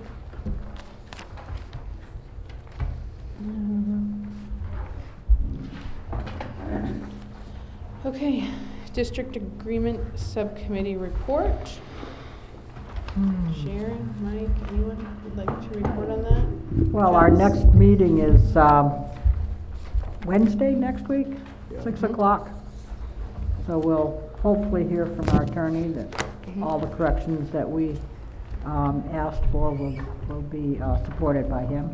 And when we're finished with it, we'll get it back to the full committee and take it from there, and then get it to towns as quickly as we can. Okay. All right. Okay. Let's see. Old business. Discussion on substitute rate and possible vote. I forgot that we put this on here because I requested it so long ago. There's been a lot of discussion since the beginning of the school year about increasing our substitute rate, just $1 a day. As a municipal party or a school district, we aren't necessarily required to comply with Massachusetts minimum wage law or federal minimum wage law. However, we want to make ourselves competitive. Getting substitutes in the classroom and in the lunchroom across the district is very difficult, living in a rural area, and the neighboring school district's paying more. So our payroll administrator actually had requested that we put forth an increase to the $81 a day. That 81, it's currently 80, so it's, yes, substitute teachers, yes. Would it be just teachers, or would it be any substitute? So I believe the IAs are paid an hourly rate, and I do not have that information in front of me, but they are paid hourly based on the IA contract at step 1, which I do believe meets minimum wage requirements with the new contract that's in place. We just increased nurses, didn't we? The nurse increase did go to, I don't remember the number off the top of my head, which is terrible, but it was 25 an hour. So it was an hourly rate increase. It went up to 25 an hour? Correct. Right. Yep. So the teachers get paid on a daily substitute rate. So if you guys want to entertain that, you could make a motion. We could revisit it in August. If you want me to bring more information to the table about other districts are paying around us, I did bring that forward when we discussed this a while back, and it was kind of off the table because of the financial situation we were in and the concerns about our substitute budget. So I would leave that to the school committee to discuss. About how many substitutes do we use a day or a week in the district? I can't answer that question. Jean, still here? All the admin assistants at the schools are the substitute coordinators, so I could certainly pull that. So I'm just trying to think how much that would add to the budget annually. I don't think it's going to be significant, but 180 days, and Not at $1 a day. that's not a lot of money.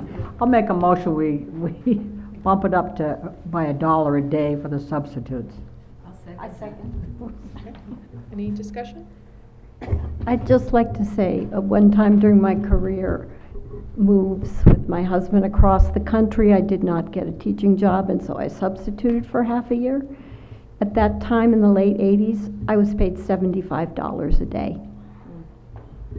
I've got one better than that. When I started, it was $45 a day. For a substitute teacher? Substitute teacher. Go ahead, Jess. I would like to say that I certainly have heard over in Warwick that it is really challenging to get substitute teachers out to our school over there. And maybe that would be enticing. I don't know the dollar. Come on, another dollar. I just was given the opportunity. Okay. All right, so we have a motion on the floor. Discussion. All in favor? I'll second the motion. Yep. It's already been Yep. seconded. All right. All in favor? Yeah, okay. Thank you. Okay. New business. Transfers and rural aid allocation. I feel like I'm on this mic a lot tonight. We don't have any transfers that need to be voted. Again, there's just a few up top where you can see we had a few expenses in telephone, water that needed to be transferred to cover some end-of-year bills. So those were done within the departments. And the only thing that we actually need a vote on this evening is for our rural aid funds that do need to be used by June 30th. I mentioned this at the last meeting, but it wasn't on the agenda to vote, so we couldn't take a vote, but I will go over it again. Originally, there was $2,500 voted from the rural aid funds back in, I don't know, January, February, for French textbooks. In discussions with the French teacher, these funds were not enough to get the actual full set of textbooks along with the learning, I'll say manipulatives because I don't really know the word for them, but the supporting resources to go along with those books. And she had requested that she be able to purchase other learning tools that would benefit the kids in the classroom as well as support our ELL population that she works with of the $2,500. So it would just be moving from PVRS textbooks as the use of funds to PVRS supplies. She has prepared that order and is ready to submit tomorrow if you guys vote to pass this. If this wasn't voted to pass, this $2,500 would probably have to go back to the state. I don't really know what happens to the rural aid funds if we don't spend it. So I would make a recommendation to obviously approve this, but I don't know if anyone has any further questions. Gotcha. I'll make a motion to change the $2,500 in rural aid allocation that was marked for the French textbooks and transferred to PVRS supplies. Second. Okay, discussion? No? All in favor?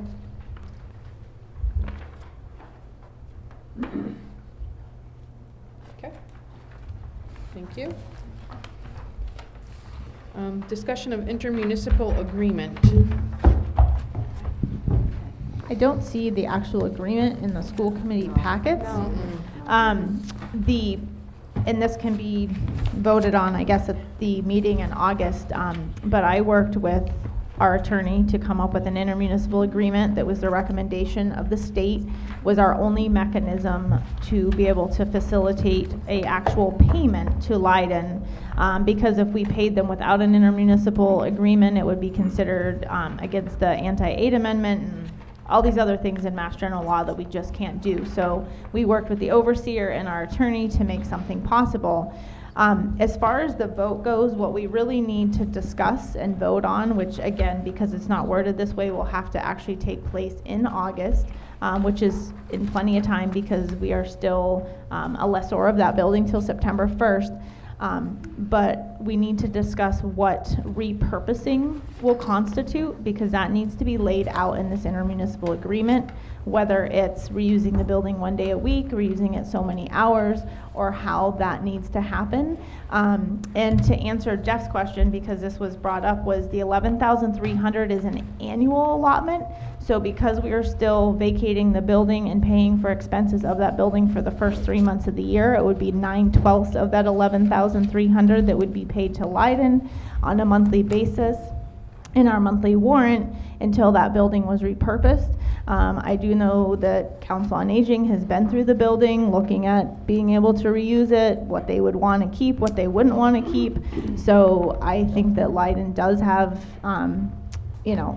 an interest in reusing it rather quickly. So I would encourage the school committee members to go to the Leiden select board meetings and maybe have further discussions on what the intentions are of reuse of that building, and maybe you guys can collaboratively come up with what a repurpose would mean, where those payments would terminate to Leiden if that was the case of repurposing the building.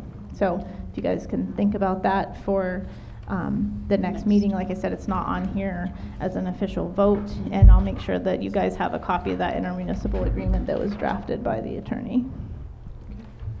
Mike? Is there anything that says that we can't pay the light and power to that building, even if it is repurposed in the first year? The intermunicipal agreement would outline, is the only way we can actually, we have to pay Leiden directly. We can't pay bills for them because that's against the anti-aid amendment. So the intermunicipal agreement was recommended both by the overseer and DOR, to do that. It doesn't mean that we can't pay those, and that's where the school committee needs to have a discussion on, do they pay it all year even if they repurpose it in good faith, or do they want to pay it monthly until the building's repurposed? So that's a decision that has to be made by the school committee as a whole, so that the intermunicipal agreement can be worded accordingly, so there's no gray areas. And I'm not suggesting that we don't, but I'm just giving you guys the facts and the discussions we've had with the attorney and the overseer to make sure that when we get this intermunicipal agreement voted on and we get it worded right so that it makes sense for everybody. Thanks for that clarification. I just, if it's worked out that we can pay that and it works out and there's an agreement made, then at least that option's there. Thanks. Jeff, did you want to? Go ahead, Jeff. Thank you for bringing it up. The $11,000, in good faith, the $11,300, it was my understanding, and I think it was the understanding of the school committee, when you actually took that vote, that $11,300 would start on September 1st and run through June 30th of 2021. It was not my understanding that it was going to be prorated. There was no discussion of prorating it because you were going to have the building for 3 months, or 2 months, excuse me. So there's clearly a misunderstanding of the $11,300. I think the school committee didn't even understand, possibly when they took that vote, that it should be from September 1st until June 30th of 2021. And I would also like to say that the repurpose of the building, that as a town official, I think that we should have some sort of say with the school committee before you draw up any type of agreement as far as repurposing it. Or would you classify, if I go in and open up the door and put a box in there, is that going to be a repurposing of the building? I mean, we have to have a clear understanding before you draw up an agreement. So the intermunicipal agreement that I speak of actually has to be voted on by the select board and the school committee to be in place. And the vote that was taken on the was a vote on the budget. It wasn't necessarily a vote specifically to pay Leiden. It was restoring the $11,300 budget line item that had been part of the original savings. So if the district is going to be required to pay light, utilities, maintenance of ground, etc., July, August, and September, then that has to be prorated, and especially if we end up on a 1/12 budget, we're really stuck to our monthly expenditure budget. So, you know, the school committee could certainly make a decision otherwise, but we are responsible for paying those expenses, and there's $11,300 in that line for Leiden specifically. So the school committee has the information, they can discuss it, and once they have that intermunicipal agreement draft, which I think was emailed to you guys previously, that could be discussed. And then once the school committee sees it, they can, it would be, the school committee has to vote it first, and then the select board has to vote it. I mean, there's a lot of questions that are going to be unanswered. I mean, are you going to leave that tank, that 1,000 gallon fuel tank, you're going to leave it filled? It's going to be That would, September 1st. so that would be a question for Tim Brandel. I do know that they did a delivery that was told not to be made.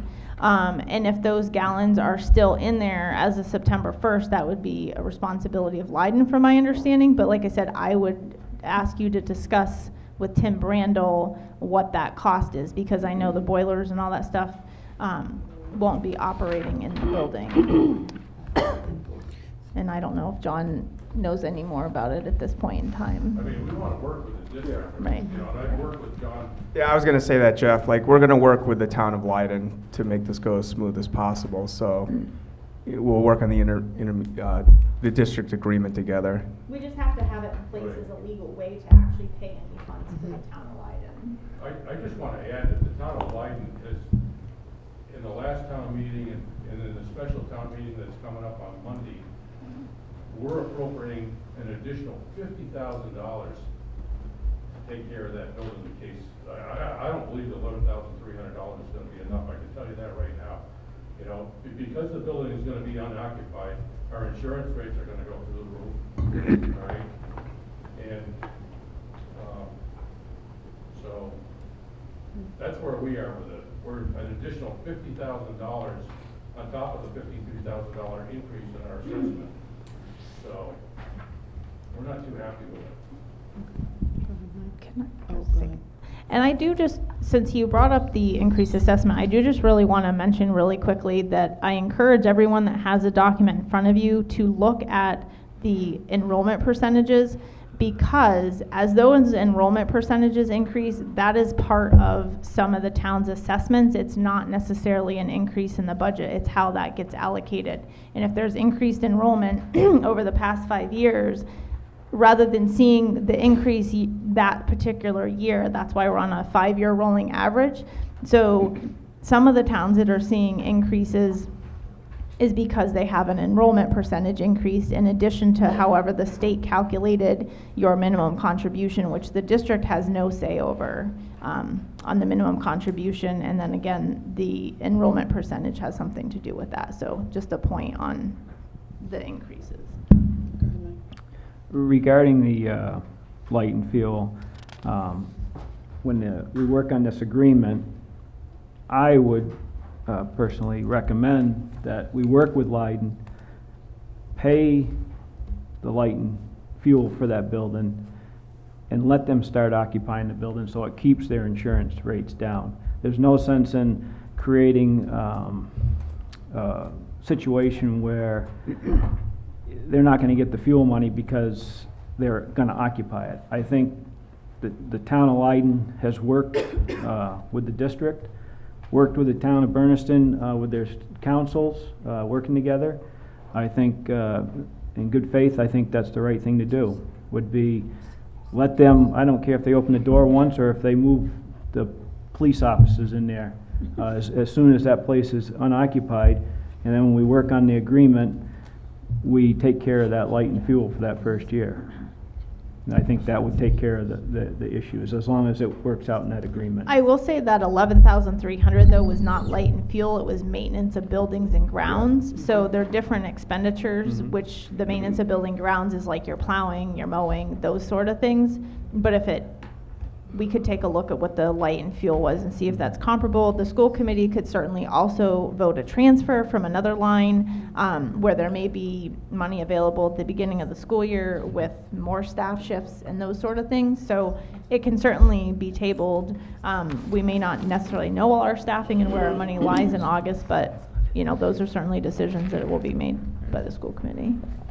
Yeah, I have a question as far as, is there any way that we can pay this $11,300 in a lump sum from the budget and still be within what our overseer says we need to do? It has to go in an intermunicipal agreement. However, the school committee decides for that to happen, whether it's a lump sum or a monthly. You know, if Mike's saying we pay it regardless of if they use the building, then it can certainly be paid in a lump sum. It was originally written such that it would be paid monthly until the building was reoccupied, and our council advised us to discuss what repurposing really meant. But if that whole repurposing is going to get, you know, negated, which makes sense from an insurance standpoint, then we could certainly vote to pay the portion of that as a lump sum. We haven't really identified what repurposing means yet. Right, and that's what our council had advised us to do if that was going to be part of So the arrangement. I would certainly like to see us get that clarified, the repurposing clarified, and I would like to see the committee try to move forward and see if there's a way that we can give the town of Leiden $11,300 in a lump sum. That's what they were expecting, and I think that that's the fair thing to do.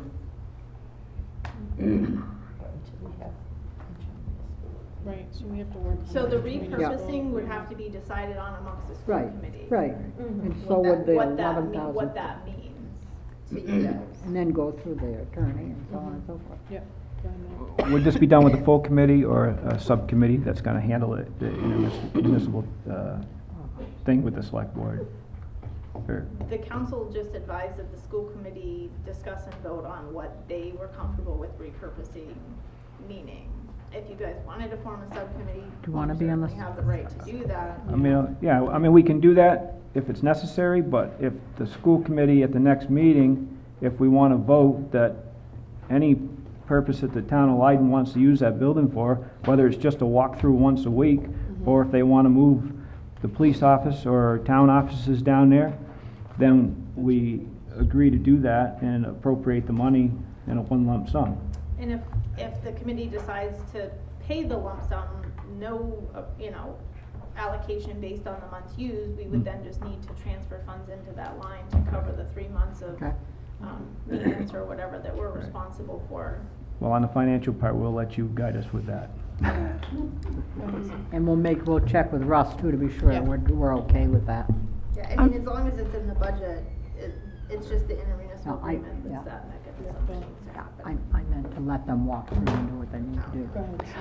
I'm just wondering if it makes sense to have that conversation with the town of Leiden folks, rather than trying to have the conversation separately, so that we collaborate on language and understanding all at the same time, rather than doing it here and then doing it, and then making sure they agree or understand. Like, could we work on it together? I think it would be important to have a subcommittee identified and meet together. Yeah, the folks from just have a Leiden, good conversation, to make sure that there are all the questions that are answered, there's no confusion around language, and all parties will be at the table to ensure that that conversation happens. Then whatever's ready, everybody agrees with and is ready to vote on. And legal counsel can weigh in. I'll volunteer to be on the subcommittee. That sounds like a good. Okay. I'll be on the Mike? committee too, if you don't mind. All right, anyone else? I will. Karen? Okay. Can we have one more? I know nothing about any of There's this. someone from another town who, we want to spread that out. I'll volunteer. Thank you, Sue. Okay, so Sue, Drive to Mike, Leiden. Yeah, I love driving to Leiden, actually, it's gorgeous. Now that you know where it is. Mike, Karen, Sharon, Sue. Okay? And I will And then- email you guys the draft intermunicipal, so you guys have something to start with and discuss with Leiden, so thank you guys. So we'll just coordinate a date to have folks come together, and then at the next meeting, hopefully there will be some development. I'll work with Jeff from the Leiden Select Board and get a date, and Okay. We'll get it emailed out. Perfect. Yes, boss. All right, great, thank you. Moving Any other forward. questions around Yeah, that before really. we move on? Got to work with the women too. Okay. On to the next item of donation of $770 from First Light. So we have a donation on hand from First Light that is to support our summer playground program. Deb Wood runs this along with other playgroups through the district, and this would be in addition to funds that we receive from a collaborative families and community engagement grant. So this would be used to support that program in addition to the funds that we receive for that. I have a question. Go ahead, Jeannie. This says, now, I thought each town had their own summer playground. Deb Wood runs that through the district, through. All 4 towns? Yes. So I'll make a motion that we accept the donation of $770 from First Light to support the summer playground. I'll second it. Okay, discussion? All in favor? Okay, all right. Next. And the next one is $1,000 from a Bernardston resident and business owner. 500 is for music and 500 is for the art program at Bernardston. I move we accept that, $1,000 from the Bernardston residents for the Bernardston Elementary School Music and Art. I second it. Okay, discussion? All in favor? Oh, hold on, Stacy just has got the Sorry, hand, Stacy. sorry. Good, okay, thank you. Thank you for that donation. Yes. Thank you. Okay. Next item is the Pioneer Valley Association of Support Personnel Memorandum of Understanding for FY20. Everyone should have it in their packet. Okay.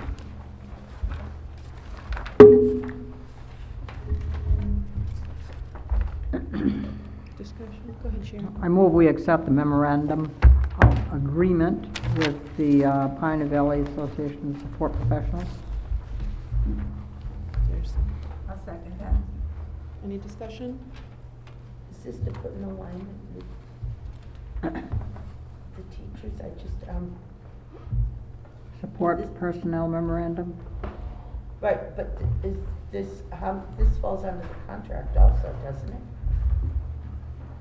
It does, but we have not finished our negotiations. This needs to be in place before school started.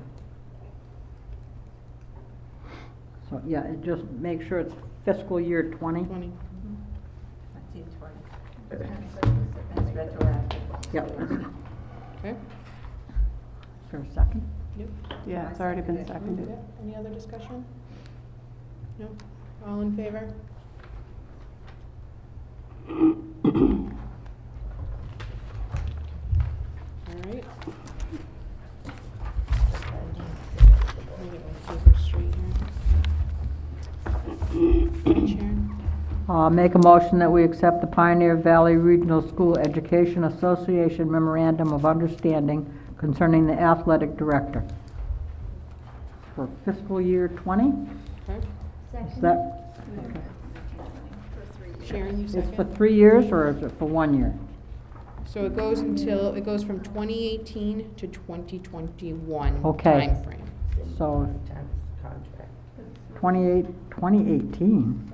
It's commencing in the 1920 school year. Okay. Yes. So, this memorandum of understanding came about because it was brought up that the athletic director position would be posted along with other stipended positions. And the PVREA has still a problem with that because as it is in our contract, this is not a stipended position. It was worked into the school day as a 4 and 2 position. So 4 teaching blocks and then 2 athletic director blocks plus time over and above. So some of the athletic director compensation was with those 2 teaching blocks.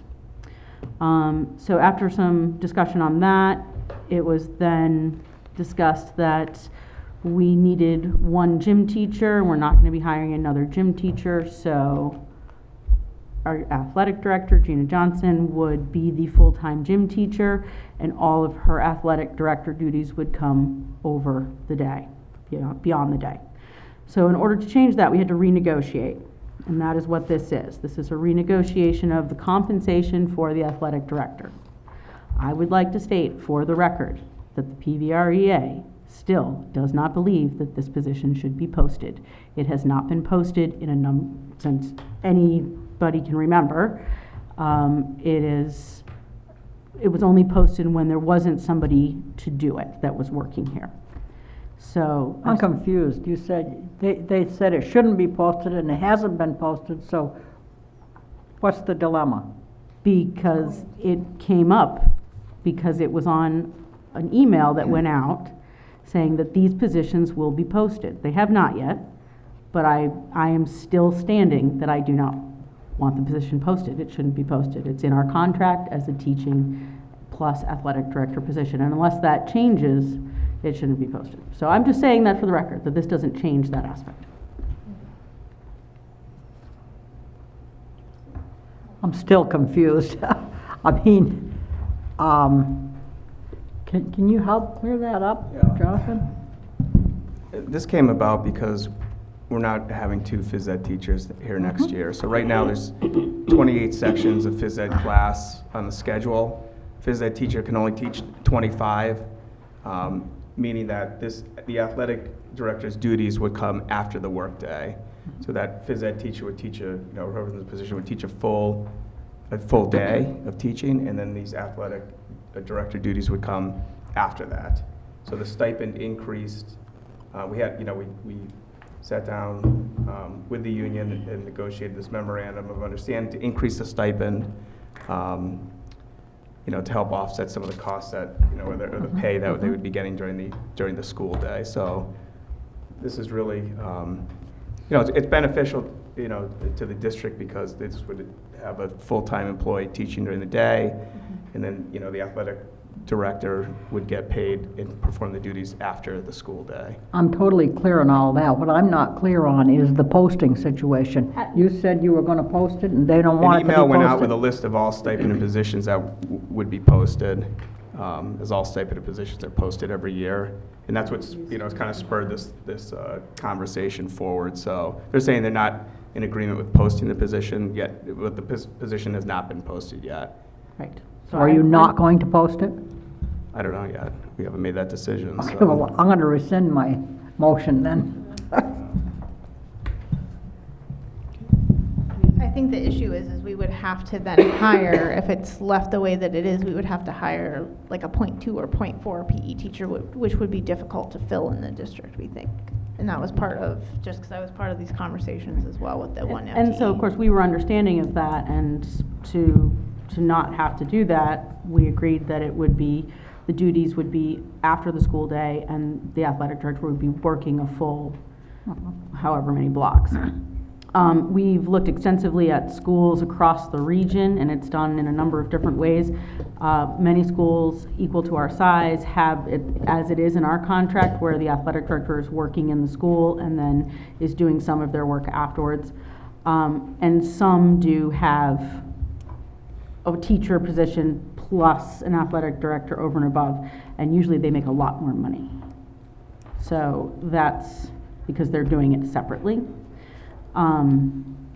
So it's kind of a tricky area, and it has had a lot of discussion, and so we agreed, and Gina Johnson agreed, she was in the negotiations for what this says for the compensation, but nothing has changed that this is now not connected to a teacher position that is part of our contract. Go ahead, Jeannie. So my question is, by agreeing to the memorandum of understanding, does that mean that it won't get posted?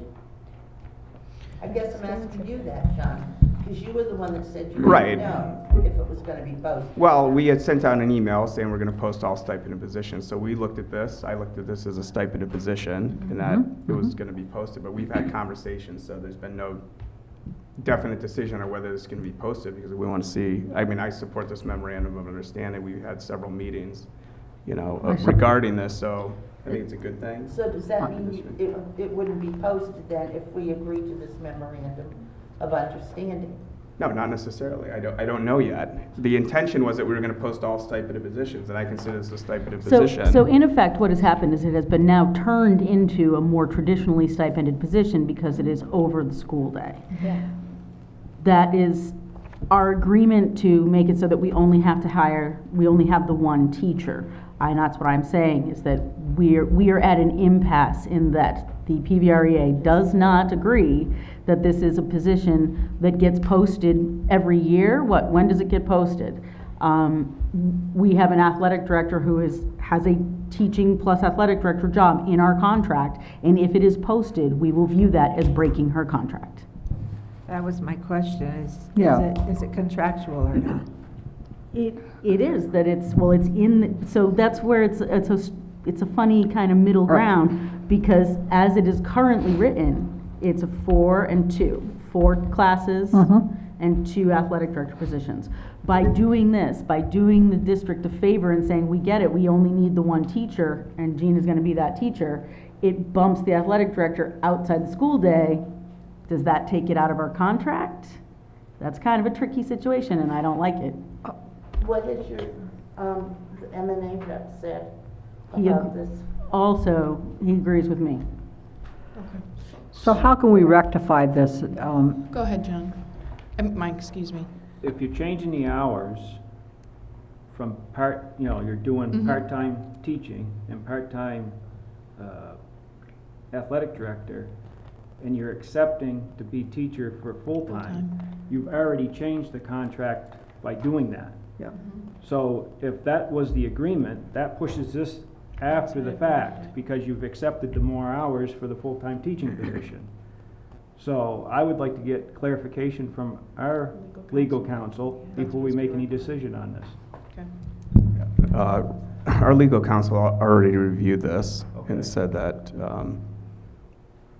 it's basically, it's what you're saying, is the teacher would teach a full-time, have a full-time job teaching the phys ed classes in this case, and these duties would come after the fact. And so he's already reviewed this, and it's acceptable to him. So what that then is, it has negotiated a person who has been the athletic director for Forever. 13 years out of that job. Go ahead, Mike. Potentially. Yeah. Go ahead, Mike. Was the language accepted to take the full-time teaching job, though? That's my question.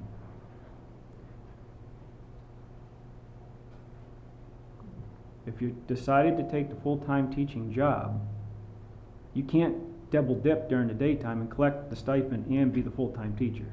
Why not? Well, it wouldn't be double dipping during the day, it's all after school. If it's after school, then it should be posted, because you've provided that teacher a full-time teaching position. What's the teaching job considered now before the change? Half-time? No. Four- Could you say 4 classes? 4 classes? 4 and 2, yeah, so 4 it's and a 2. 0.6. 4 periods. So it's a 0.6. So that's gonna get changed to a what? I can't. That's gonna get changed to a what? A full-time. 1 point. So you've changed the language of the contract regarding that because you went to a full-time instead of the 4 and the 2. Yeah. So if the But- legal counsel said that that's okay to do and this gets moved to after, I would say that it should be posted. But I'd let the legal counsel decide on that. I mean, they're the ones that can make the decision. But it's basically using Can budget. I just ask you to hold on 1 second, please? Go ahead. Sue. I think we're talking about a process at the same time that we have an employee who's been a part of our district for a long time. So I have a problem with how we value our people here. So I just want to make sure that no one in our district gets their job just posted when they've not had any performance review problems, or there's no reason for them to not be offered the position. I mean, this just feels wrong in process. So we can't talk about personnel matters. Right, I'm just talking about in unfortunately. general, because this is across the board. Like in our district, if someone's job is not offered to them, I think there should be just some reason why, some performance review that indicates that that needs to happen for some reason. I just don't want us to be treating people like that. Go ahead, Mike. That's not, I don't think that's what's being said. If somebody agreed to go to from a 0.6 to a 1, they've agreed to change what the contract is right now. Because right now it's a 0.6 with the stipend position. So I think probably the legal counsel probably recommended legally they probably have to post it. Doesn't say that she isn't going to get the job. Right. They probably legally have to post it. Now, I'm not the legal counsel, and that's what Russell's for. So I think he needs to clarify specifically to us. And John's already had contact with him, so I think we just need clarification. I think John and the chair can work on that. And there again, I'm not saying that she isn't going to. I don't need to talk about personalities. Right. I'm talking about process. No, there's no personalities here. Okay. So, go ahead, Sharon. Can we just have this redrafted in to only accept the memorandum of understanding for the position, one position, what is it, full-time? They're 1, right? And then we'll deal with the other when it's posted? So, say that again, just so I understand you. Because you've got, So, if we could just change this to a vote on the memorandum of understanding for the full-time position. So. And then revisit the other athletic director at a different time after it's posted. Is that what? No, that's. So the memorandum of understanding would states that the athletic director position is a stipend position. So what is on our agenda and what we're talking about is voting on this document right here. So I haven't heard anything that says that we're eliminating the current athletic director. No. It was just that stipend positions were evaluated to be posted. Go ahead. So if we have Gina teaching 5 or 6 courses, it would then be a violation of contract because currently the contract reads that she teaches 4 and 2. So if we make her teach 6 classes and she's only getting the stipend that she's currently getting, which is less than the $7,500, then we would be in violation of contract by doing that. So before the school year starts, somehow that 1.0 FTE needs to be clarified, accepted, or I'm not sure if Gina's accepted that reassignment yet, so that this can move forward. But I do agree that we need further clarification from legal to make sure that, what the steps are in accepting of the 1.0, because then that bumps certain sections of the contract out, and maybe that needs to be part of the language of the MOU. That this would basically override that specific section in the contract so that our bases are covered. So Russell already reviewed this, so this is a legal document that you can accept or not accept. But he's already reviewed this, so legally, this is something we worked on with the union, and both their attorney and our attorney reviewed this document, and it's ready to be either accepted or not accepted. Okay. So is there a That- motion on the floor? Yeah, I'll remake the motion. Okay. Knowing that both attorneys have agreed that this is within the law. Pioneer Valley, make a motion to Pioneer Valley Regional Education Association Memorandum of Understanding concerning the athletic director. I make that motion. Be accepted. Okay. Is there a Second.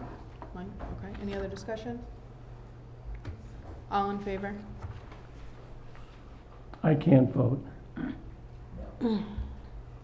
So, Stacy, do you have Mike, Karen, Sharon, myself? I changed my Oh.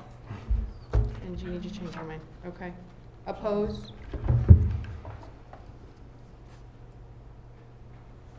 So There there's you go. one.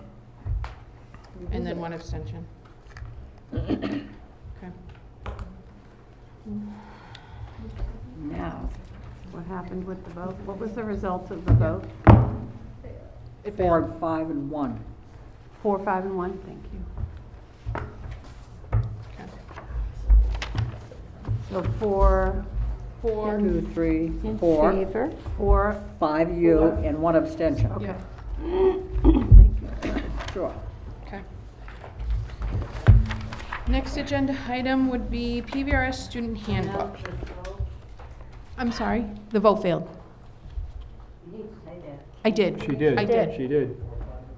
4, 5, Yeah. and 1. I'm sorry if you didn't hear me, but I did say it failed. Okay. The vote failed. I'll say it louder. Would you say that louder? All right. Next on the agenda item is the PVRS student handbook, which has been provided to us.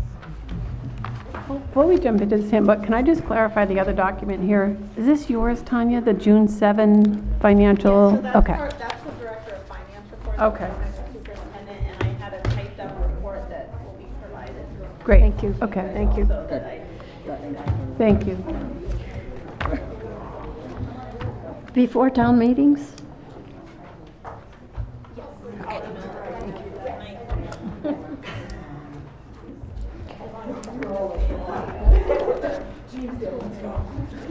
Thank you very much.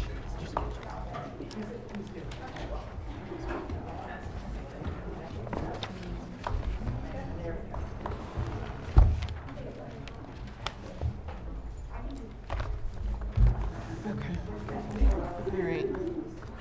So, First, I'd like to thank the members of my school council for sticking it out for so long, Yeah. but we're all excited to be here.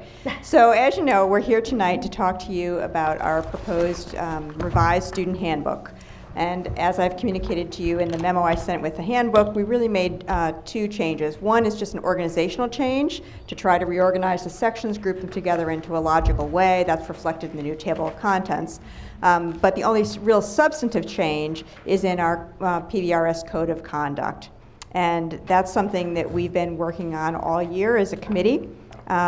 It's really to align our handbook with the restorative practices approach to student discipline that we take at Pioneer and that we've taken for several years.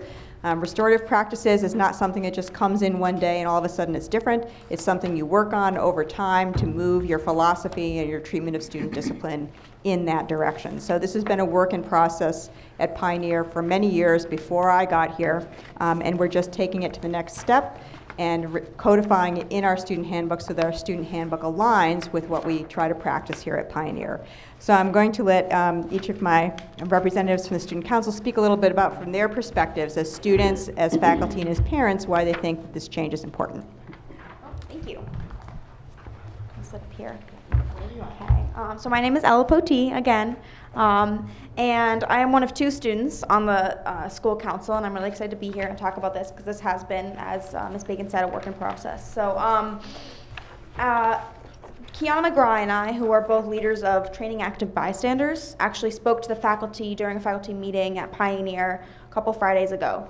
It was impactful, it was helpful. We played some of the games we would do with the kids. So just a brief background. Training Active Bystanders is run by Quabbin Mediation. It's where upperclassmen are trained during the summer, and then they help teach 7th graders mainly about standing up for yourself, about how to respond in harm-doing situations, what to do for a target, changing the language of quote-unquote bullying is the purpose of it. And so we talked to the faculty about how restorative practices and restorative justice tied into TAB. And this was really helpful because the upperclassmen teachers don't really see TAB in action, but the middle school teachers do, and it is very, very helpful. I remember I was in 7th grade, and Busy Sweeney and Dana McCrae, I think, was kind of in training, and they came and taught me. So I remember that vividly. And it's important to think about restorative practices as is definitely a work in process, and that it's not going to happen overnight with students, and it's not going to happen overnight with teachers. But the purpose of this is to keep our kids in school and to help them understand that discipline varies, and they should not be kicked out of school or out of class or out for the day because of an action. That is detrimental to their education and in the long run detrimental to their futures. So keeping kids in school and teaching that you are part of a community here and you need to serve as if you were part of a community is really important. And so that's something we focused on. And from a student's perspective, I understand that this is going to take some time, but it is going to be very impactful and helpful for our students in the long run. So I'm really excited about it. And we spent this whole year working on it. Good? Okay. If you have any questions, feel free to ask. Okay. Gina, you're next. Thanks, Ella. So I am Gina Johnson. I had the pleasure of working on the school council this year for the first time, and I really, really enjoyed our work that we did with parents and faculty and students. So I just want to say two things about this new concept. And one was that from a teacher's perspective, it gives you a tool in your toolbox on how to deal with discipline in a very different way. And it sort of empowers that process and that relationship. The second thing is that it gives teachers a clearer process and helps us to work more collaboratively with our administration on how we can help kids to restore the relationships and versus the don't do, and you did this, to helping them recognize that relationship and restoring that. So it helps us to collaborate with administration and gives us a more clear process. That's good.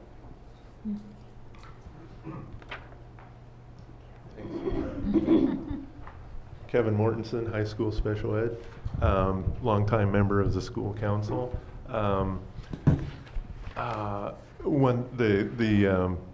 It was interesting to work on this, having been on the committee council for a long time.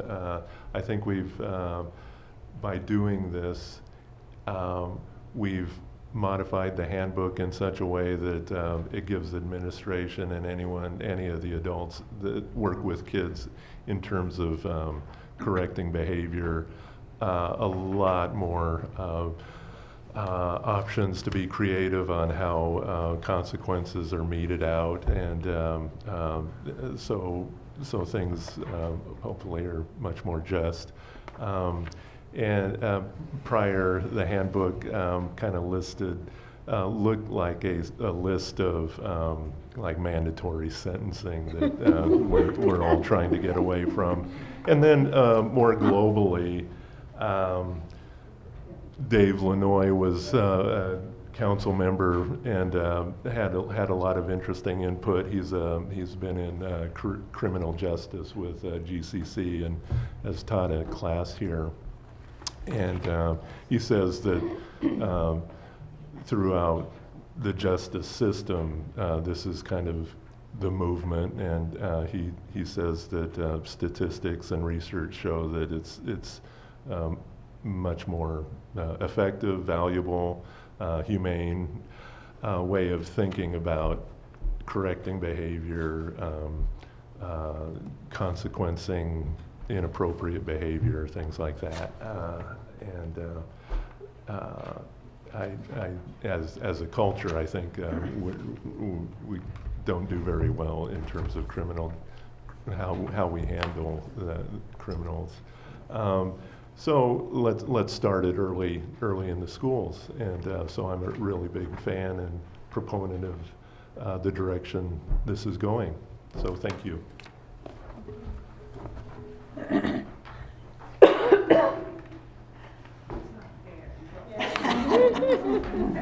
saving time. Hi, I'm Emily Kester. I'm a parent of two graduates of Pioneer and one current. She'll be a 10th grader in the fall. And I consider educators to be people who are teaching children more than academics. If children do poorly on a math test, you don't punish them, you teach them their math.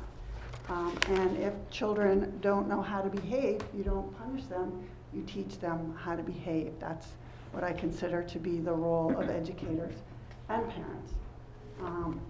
Part of the role of the school is to teach children how to be good citizens, and I think that restorative practices does that in a way that punishment does not. Restorative practices teach children to be disciplined rather than meting out discipline. But I will note that it's going to require a shift in school culture. Jean said that these are practices that have been done, but not sort of comprehensively. And what we want to see is it done comprehensively, which is going to require a commitment to the incoming administration to set that as a culture in the school, that this is how things are done.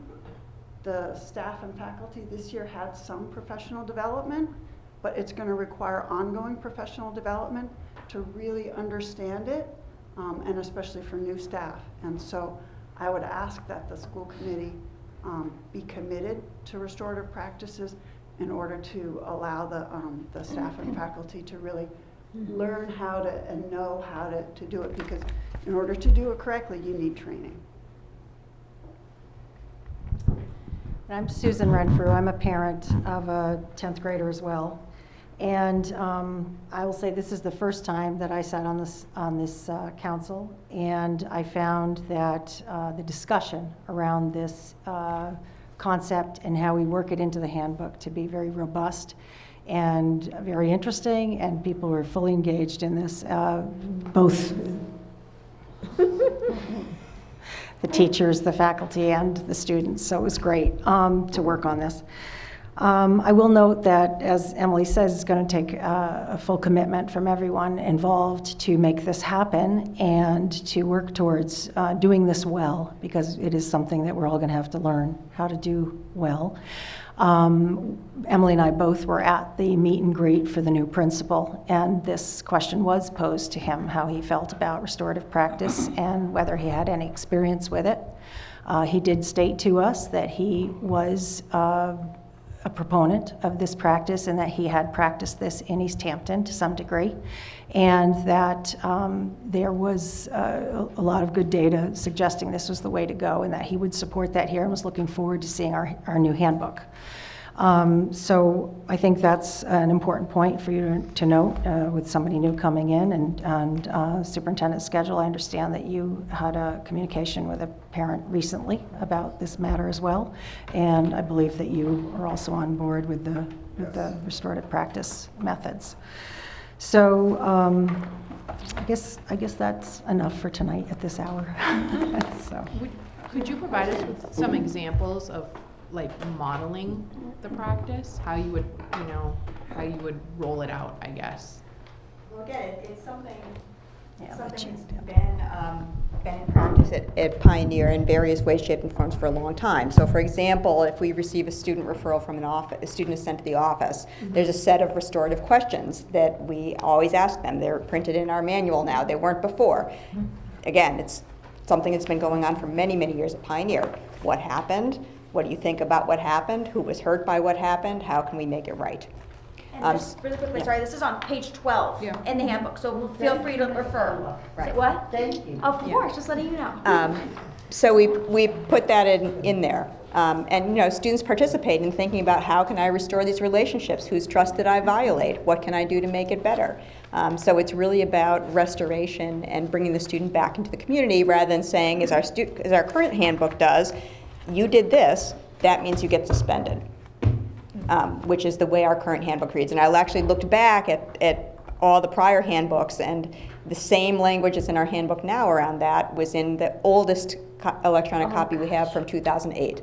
So it hasn't been something that's really kept pace with changes in educational philosophy around student discipline. So it's really bringing the handbook in line with something that we've tried to practice, and we're continuing to, as the faculty said, learn how to practice more. And we received training from Quabbin Mediation this spring. The whole faculty did, and some faculty attended a series of professional learning communities with other faculty and administrators from throughout Franklin County, sponsored by Greenfield Mediation, where we did like scenarios, what do you do in this situation, and we role played. So there's a lot of always new learning and new tools and sharing going on, not just in our district, but across all the secondary schools in the region about how to do this well. And is there a plan on training incoming staff or training a group, or is there accessibility to someone to assist us in this process as we move forward? Yeah, so we have a relationship with Quabbin Mediation, the TAB. They're going to be doing a TAB training again this summer with some of our students, so they're an ongoing resource for us. Now through this professional learning community, we have a relationship with Greenfield Mediation. That's another great source of support for us.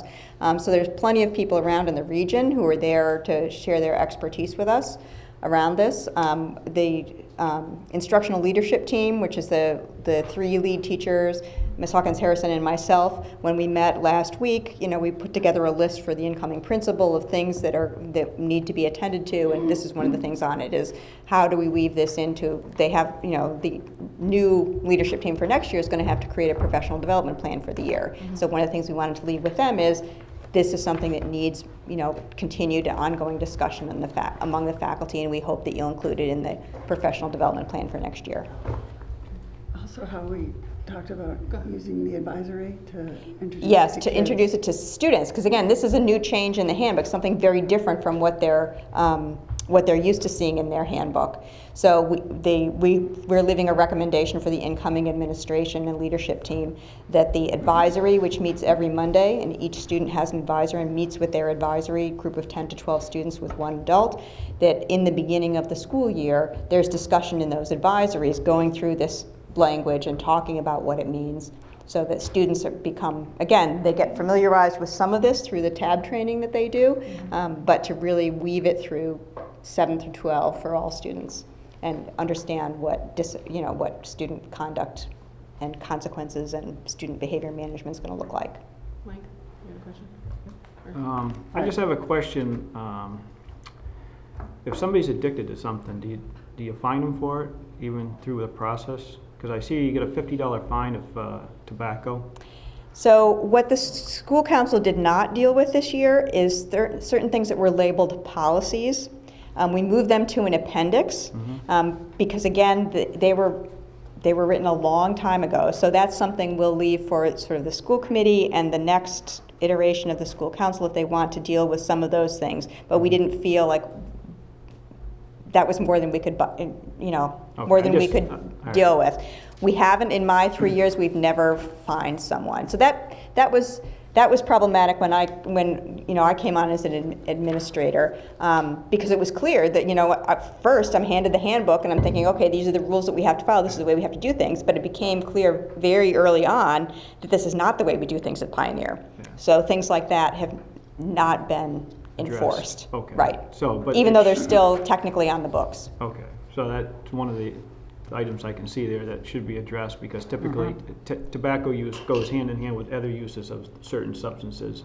Yeah. So that can, to find somebody that's addicted to something, that having trouble getting off it, I think that's something that should be possibly removed from this document. Right, and that, again, the policy subcommittee, I understand, is now sort of up and running again. So hopefully some of the things in the school committee policy handbook that address these issues will also be something that you'll look at in the future. Thank you. Kathy, did you want to say something? And I don't have a piece of paper in front of me, but I think that there should be some language prior to that fine that talks about educational sessions with someone like a school adjustment counselor. And so that, quite frankly, that's where our energy goes. And sometimes we have to really be very persuasive to get the student to engage in those sessions, but that's where the education happens. If in fact through those sessions, usually it's a one-time substance issue where they have an illegal substance in school, so then the process is to educate that person to make sure that they understand the health impact and so forth.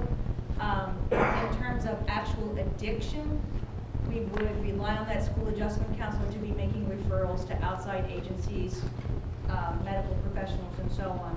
The fine really comes in, or has come in historically, when the student absolutely refuses to participate in their sessions. So, that would be a question for the policy committee or whomever. Well, I just think that to me, it sets a bad tone because nicotine is an addictive substance. And the substances that kids have access to at this point, we're not dealing with cigarettes. I understand that. That's my point. Right. It's something that's addictive and typically leads to, it's part of the whole scene. We have a member from our legal counsel here who would like to just make a comment about that. Yeah, so I think, I looked over your language and it seems like a really progressive and forthcoming process.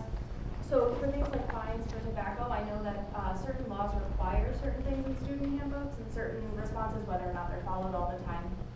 So I think it would just be important to look at, just for the school committee to consider looking at what is being changed and whether or not anything being taken out is something that's legally required to be in the handbook. So that's just, with a quick review, it's hard to tell if there's something that should be put back in just because of the legal requirements. So everything that was there for legal requirement reasons, we left in the handbook. So that's why I like that. All the policy stuff, all the legal stuff about due process, everything is still there. We didn't change a word of that. Right. So we just moved where it was in the handbook, but we didn't change anything that was part of our policy or our legal requirements. Go ahead, Sharon. I still think our attorney needs to take a look at this and review it and approve it first. But I also have something else to say is, with the changes that I've heard you make so far, it sounds very positive, and it seems to me to go hand in hand with Kat Allen's life skills programs that we're just implementing through the sheriff's department. And it sounds like it's a good thing for the district. Yeah, and we implement the the middle school and high school version of life skills already in our health classes. Yeah, the elementary version. Right. Life skills. Tanya, did you want to say something? Yeah, I just want to ask Jean a question. The Quabbin mediation that we pay through, and you're going to have to correct me on this, is this part of the 337 grant, the Safe and Supportive Schools too, as far as the professional development that's occurred this year? Yes. And is it part of the Title IV at all? Because I know we pay Yeah. Quabbin for like multiple things, so I just want to make sure I'm going forward and being part of the grant writing, that we make sure that this gets into what grant it belongs in, and that we make sure that there's professional development for that. Yeah. So maybe you and I could just have a clarifying conversation in the next couple days to make sure that I'm on the same page. Right, because we have parts of our relationship with them in both those grants. Right, and that's what I just wasn't, I'm assuming this is a safe and supportive grant? for the I most believe part? so. Okay, so I just want to have a conversation to make sure that I can carry this forward with the new administration next year. So I would like to see our legal counsel be able to take an opportunity to review all of the language. Yeah, I would. To ensure that legally we're going to accept a document that, so we can do it fully and properly the first time. Go ahead, Gina. I just wanted to say, Mike referred to addictive behaviors. I know that SBIRT is being conducted in Pioneer, grades 7 and 9 probably. Yes. And that's where addictive behaviors are first recognized at a much younger, earlier stage. And that's when they are addressed also. Can you explain what that is, please? SBIRT is a substance, it's a recognition, it's a program that's conducted with 7th and 9th graders that are asked a series of questions in regards to use of alcohol, prescription drugs, illegal drugs, marijuana, and there's a few sets of questions. Screening process? Uh-huh. Like it's a screening type? It's part of the normal screenings that are done every year. And then if they say yes to any of the above, then they go on and ask the frequency of use of those And those are the students that are at our school during meetings referred to as school psychologists for immediate evaluation beyond what I did. I don't think we have that. Go ahead. Are we ready to make a motion on this handbook or thing, or? I thought we said we wanted legal. Or, I don't it feel wasn't put into comfortable. an emotion, was it? Do you need to have it put into a motion? Or may, Let could our I make a legal counsel suggestion? review it and then. Yeah, That it would be, I mean, I think it would be very nice for the sort of committee to give the people who worked on it some feedback. So maybe a motion like to accept it pending review by the legal counsel to make sure that it's in alignment. Because again, we didn't change any of the legalese that we had been asked to put in there by the attorney. We didn't touch those sections at all. They're the same as they were before. I would like to be able to put forth a document that our legal counsel has reviewed and stated it's acceptable with no questions, and be able to. I think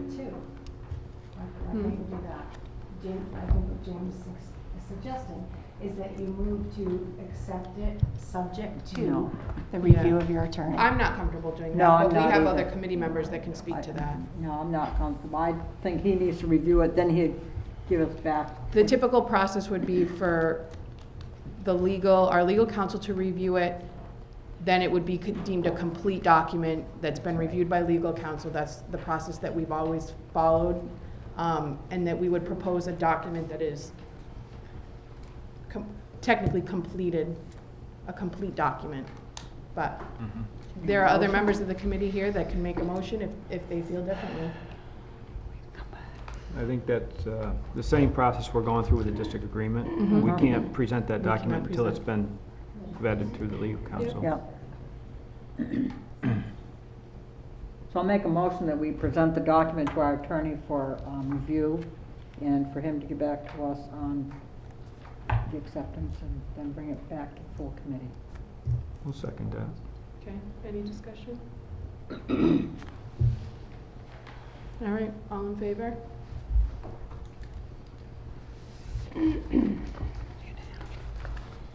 Okay, opposed? Any abstentions? No? Got them, Stacy? I just don't want you guys to feel like we didn't appreciate your work. That's what I would. Yeah. Because we totally do, okay? Yes, So thank we you will very keep the much. ball rolling. Yep. Thank you. Thank you very much. Do you want to Sorry, know about Sylvain. one big typo? One big typo? On the top of page 35, in the header. Do you see it? Wait, no, I'm not there yet, sorry. You're good. You're good. Wit. Mm-hmm. Wit? Yeah, it's You wit. can't- We've got wit. I think someone. I got The very tired top reading the line. whole Yeah. thing myself, See, it so happens, I can see why it would slip by. This is a lengthy document. So, but thank you. so get that fixed for next year, for sure. Yeah, okay, thanks. Really good work. Yeah. Yeah, thank you. Very positive Go ahead, document. go ahead, Kathy. I would just caution, and maybe John, as you chat with Russell as he's reviewing this, that someone double check with Jean, because I think that there may be an issue with time, in that this has Yeah. to go to a printer Yeah. to be printed into the 7th grade handbooks especially. I mean, we can make copies for everybody else, and I don't know what that time is, so I'll just bring that to your attention. I'd rather have Yeah. it be right. We can, I mean, is there an electronic version that could you get me the electronic version, Jean? Yeah, I have, there's one that's a little bit newer than the one that That you sent? received last week. Okay. Electronically, so we corrected some typos. All right, as Yeah. soon as I get that, I'll forward it to our legal counselor right away, so that he can, okay. Thank you so much. Thank you. Thank you. Okay, next, next on the agenda is appointment letter for Ruth Poutine, the physician, for 1920, that we have to vote to send out these appointment letters. So moved. Second? All in favor? Okay. Appointment letter for Ann Harding, recording secretary for 1920. So moved. Here. Second. We had Pat second it. Okay. All in favor? Oh, that was me. You all set? Okay. Don't know what my body's doing. Appointment letter for Melanson Heath Auditors for 1920. So moved. Second. Pat? Yep. All in favor?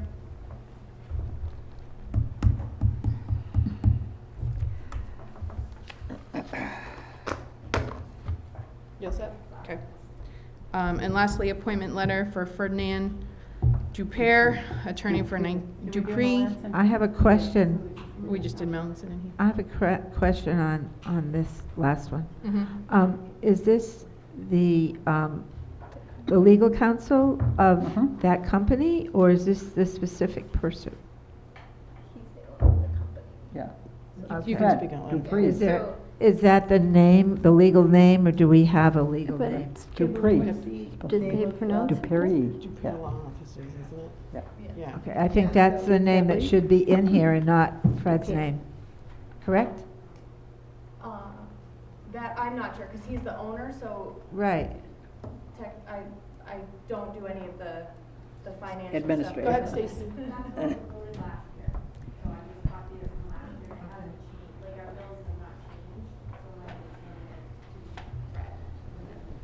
So we haven't changed our council. No, we haven't. Okay. I just was questioning how it was written, that was all. Okay. I would make that motion. Second. All in favor? Good, okay. All right, personnel. Opposed? Sorry. Stacy, did you get that? I'm sorry, Jim. Personnel, staff changes? There's a sheet here included in your packet. As by school, the individual leaving is a list. Okay. So this is a lot of change. A lot of it's retirement or changing schools.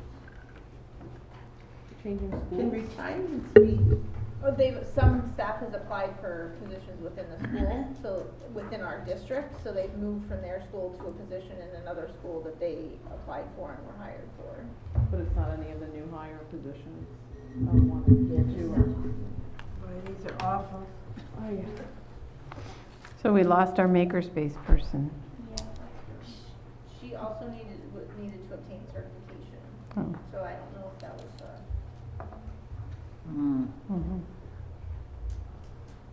Yeah, a lot of these are retired. yeah, a number of these are retired, retirements, new positions.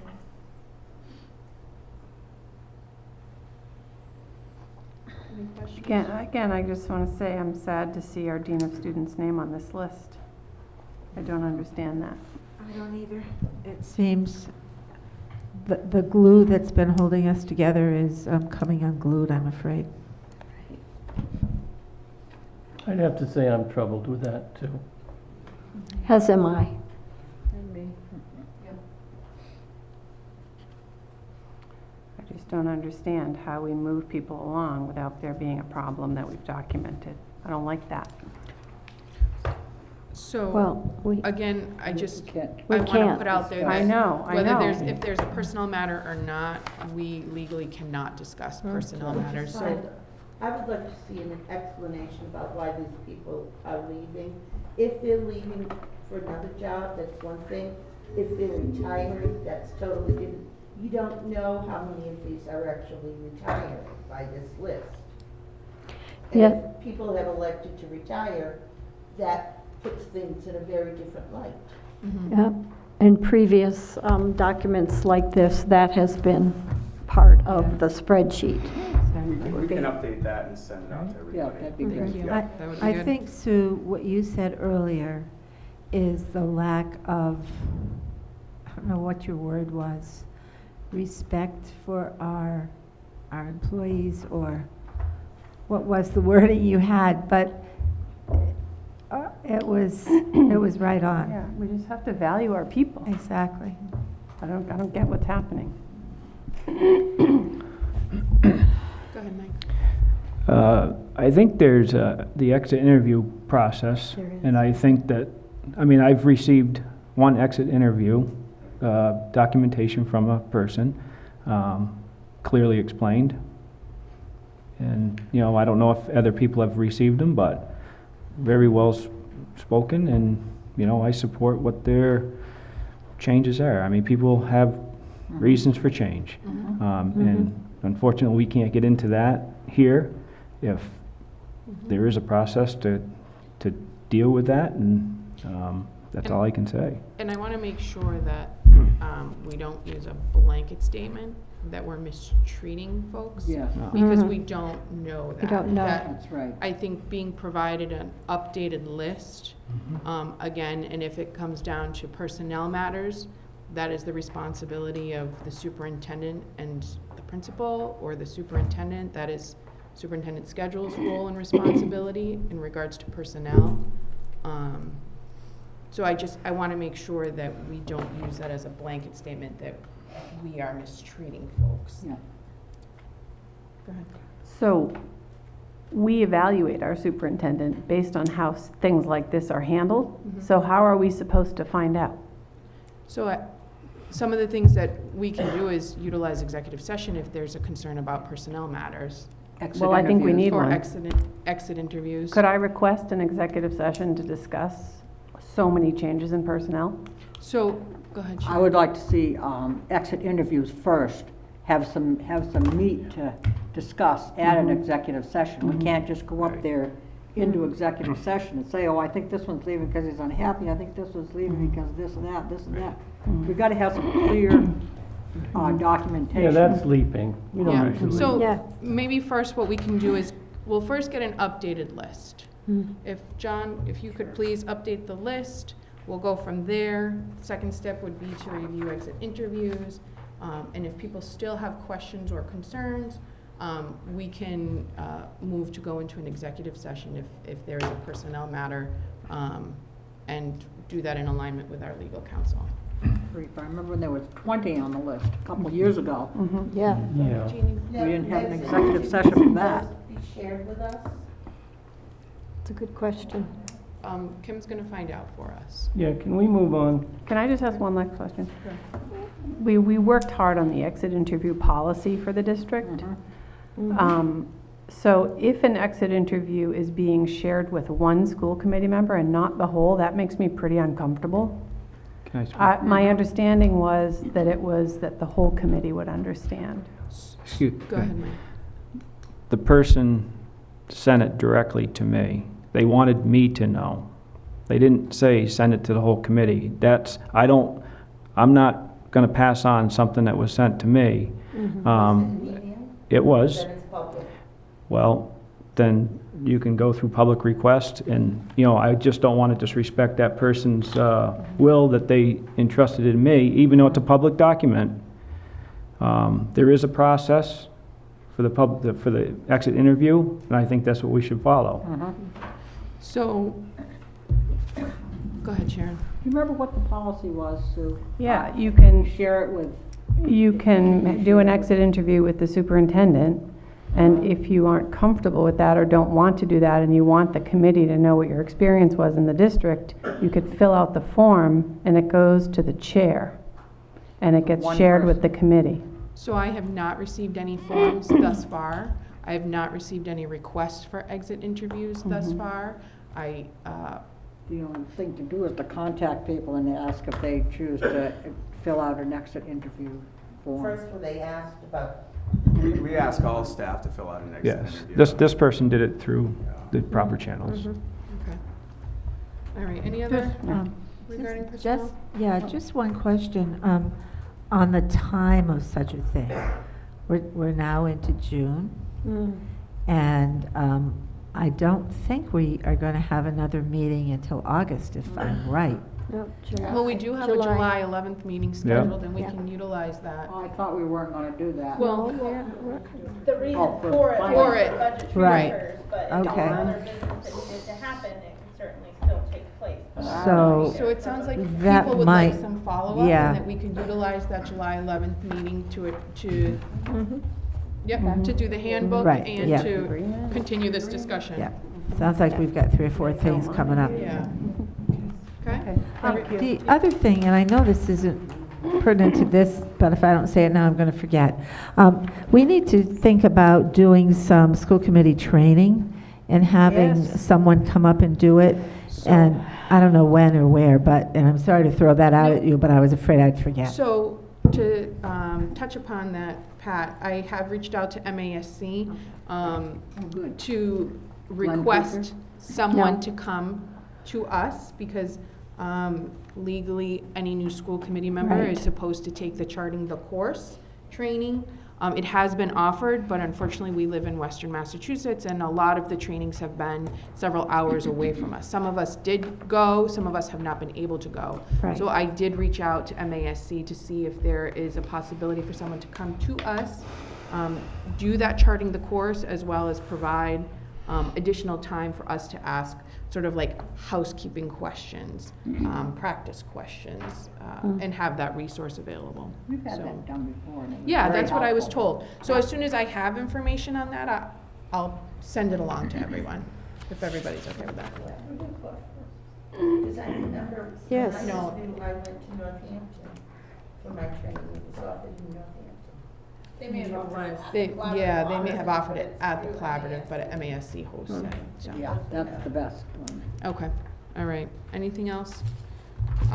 So the next agenda item would be authorize district treasurer to borrow in anticipation of revenue for the fiscal year beginning July 1, 2019 and ending June 30 of 2020. It's just an annual vote that has to be taken by the school committee member, and such an event that a RAN needs to take place to cover cash flow until assessments come in. It's normal protocol. Do you think we're gonna have to do that?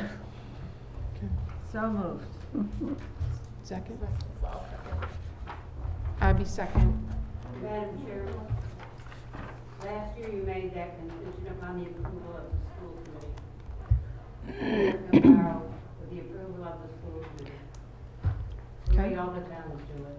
That's what we're doing. That's what we're trying to do. Yeah. This is something gets voted annually so that they can borrow in anticipation of that, because there are times where it happens in between school committee.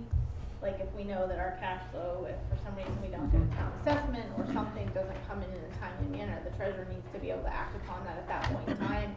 If payroll needs to be met, because if we don't meet payroll, then we're in labor. But I don't anticipate this needing to be used next year. We've done a very good job of reviewing cash flow, and we look like we're gonna be fine, even without the district agreement going through and moving those up to July. So there was, oh, go ahead, Sue. I just remember being really shocked to find out that our previous superintendent Yes. had on her own borrowed $1 million. Yes. And we didn't know that went on. So I'm just wondering if that's what you're getting at, Jane? That has gone on for years. It went back, more than one superintendent. How is that had $1 shocking? million borrowed. I don't know it, and neither did anybody in the town. So I'm just wondering, how do we stay in the loop if borrowing is happening? If we had to get a RAN, it would be reported and they would see a vote of money, like transfer request to pay interest on it if that was the case. So we would have to bring it to the table to vote. So the transfer for the interest to be paid would be brought to the table, and that's essentially, I mean, you would be notified. I mean, I'm not gonna borrow $1 million without telling the school committee that that's happening, because it would have to be, put on to transfer to pay the interest on that note if that was gonna happen, which is obviously where we wanna avoid it, because we didn't vote, you know, in the budget for interest, so. I feel comfortable authorizing this, but I think we need to have something else in there saying, and the school For committee be approval. notified when that should happen. School committee notification. With notification. There you go. With notification to school committee Mhm. prior to. Yeah, so I'll make that motion. Yeah, I mean, I District understand it treasurer might need to borrow. happen, but it was crazy that we didn't know. Oh my God, yeah, I remember that. Okay. So I'll make a motion that the district treasurer to borrow in anticipation of revenue for the fiscal year beginning July 1st, 2019 and ending June 30th, 2020, and notification to the full school committee if it occurs, Prior to. prior to. Notification to the school committee prior to the. Thank you. Second. Or Karen. Karen, second. Okay, discussion? Prior to the borrowing? Prior to, yep. All in favor? As amended? As amended, yep. Well, that wasn't the motion. As, it was, yep. Okay, got everybody? Any opposed? Any abstentions? Okay.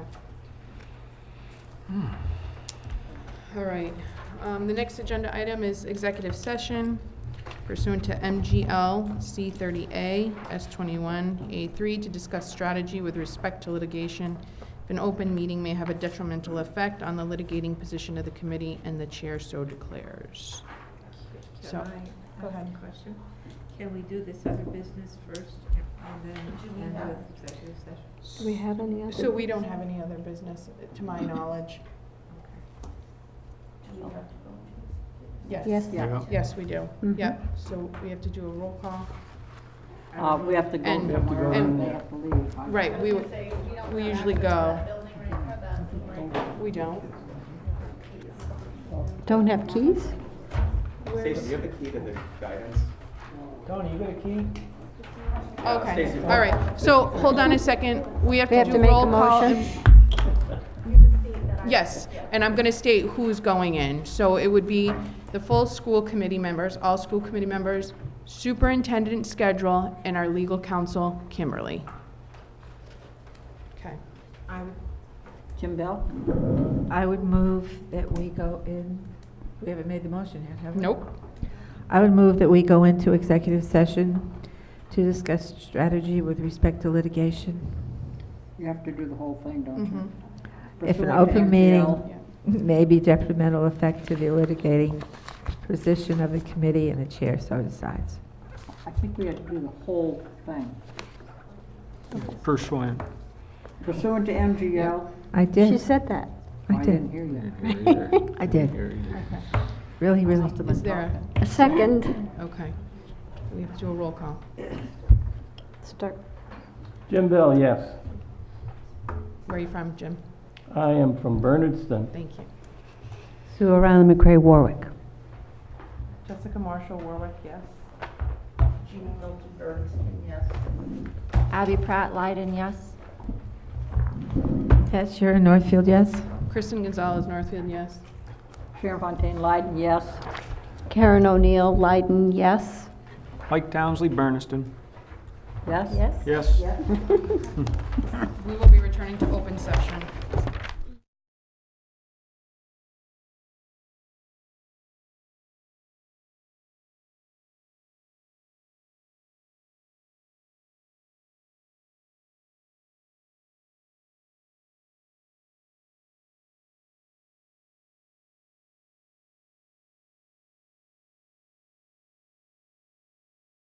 What do we need to do to be back? So we've returned to open session.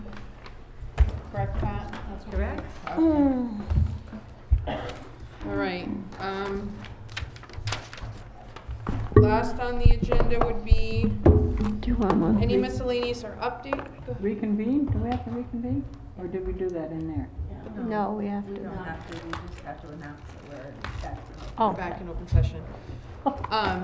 So miscellaneous or any other updates that anyone What would do you like to got, share? Jim? No. I've got a lot of Other miscellaneous. business is already taken care of and moved to the What? beginning of the agenda. Good and welfare. One good and welfare, Kristen was gonna send a letter to our graduating senior. Is it all right if she signs and just says for the school committee? Yeah. Yes. Yes. Okay. Thank you for doing that, Kristen. And Yeah. I got in trouble once for not asking, so I figured. And I know some of you were in attendance at graduation and others were not, but I just want to say what a beautiful graduation we It was. had. Yep. You didn't. It was, the chorus was beautiful, the band was beautiful, the group of Everything looked- students. I mean, Yep. it was just a wonderful experience to be present for. There And there was a weren't lot any of pranks. positive energy and happiness amongst the Yeah. students, so. I have to say that, it was so different than it was from last year. Last year, yeah. And it was so nice to see the students be congratulated genuinely with a warm, welcoming smile and saying congratulations and a big, warm smile, where the previous year there was like, Well, it's a huge accomplishment, and It's we awful. have an amazing group of students who have graduated from We have an Pioneer, and- amazing group of staff. An that has amazing helped group of us. staff as well, and Yep. I've heard that the elementary school graduations were equally as They were fun. beautiful and wonderful. They were Can we fun. adjourn and then, if people want to talk more, they can stay? Yeah. This is So, good and welfare. I We just have wanted to to have end on a good. positive note, Jim. make a motion to adjourn. Second. Second. Discussion, all in favor? Sharon seconded. Sharon made a motion. I did. Mike did. Jeff, okay, sorry. Somebody Let's start a All in rumor. favor? Jeannie, are you in favor of No, I'm closing? gonna abstain. Okay, Tyler said he wants to pull an all-nighter. all right. Thank you, everyone. Next meeting. Good for See you. then.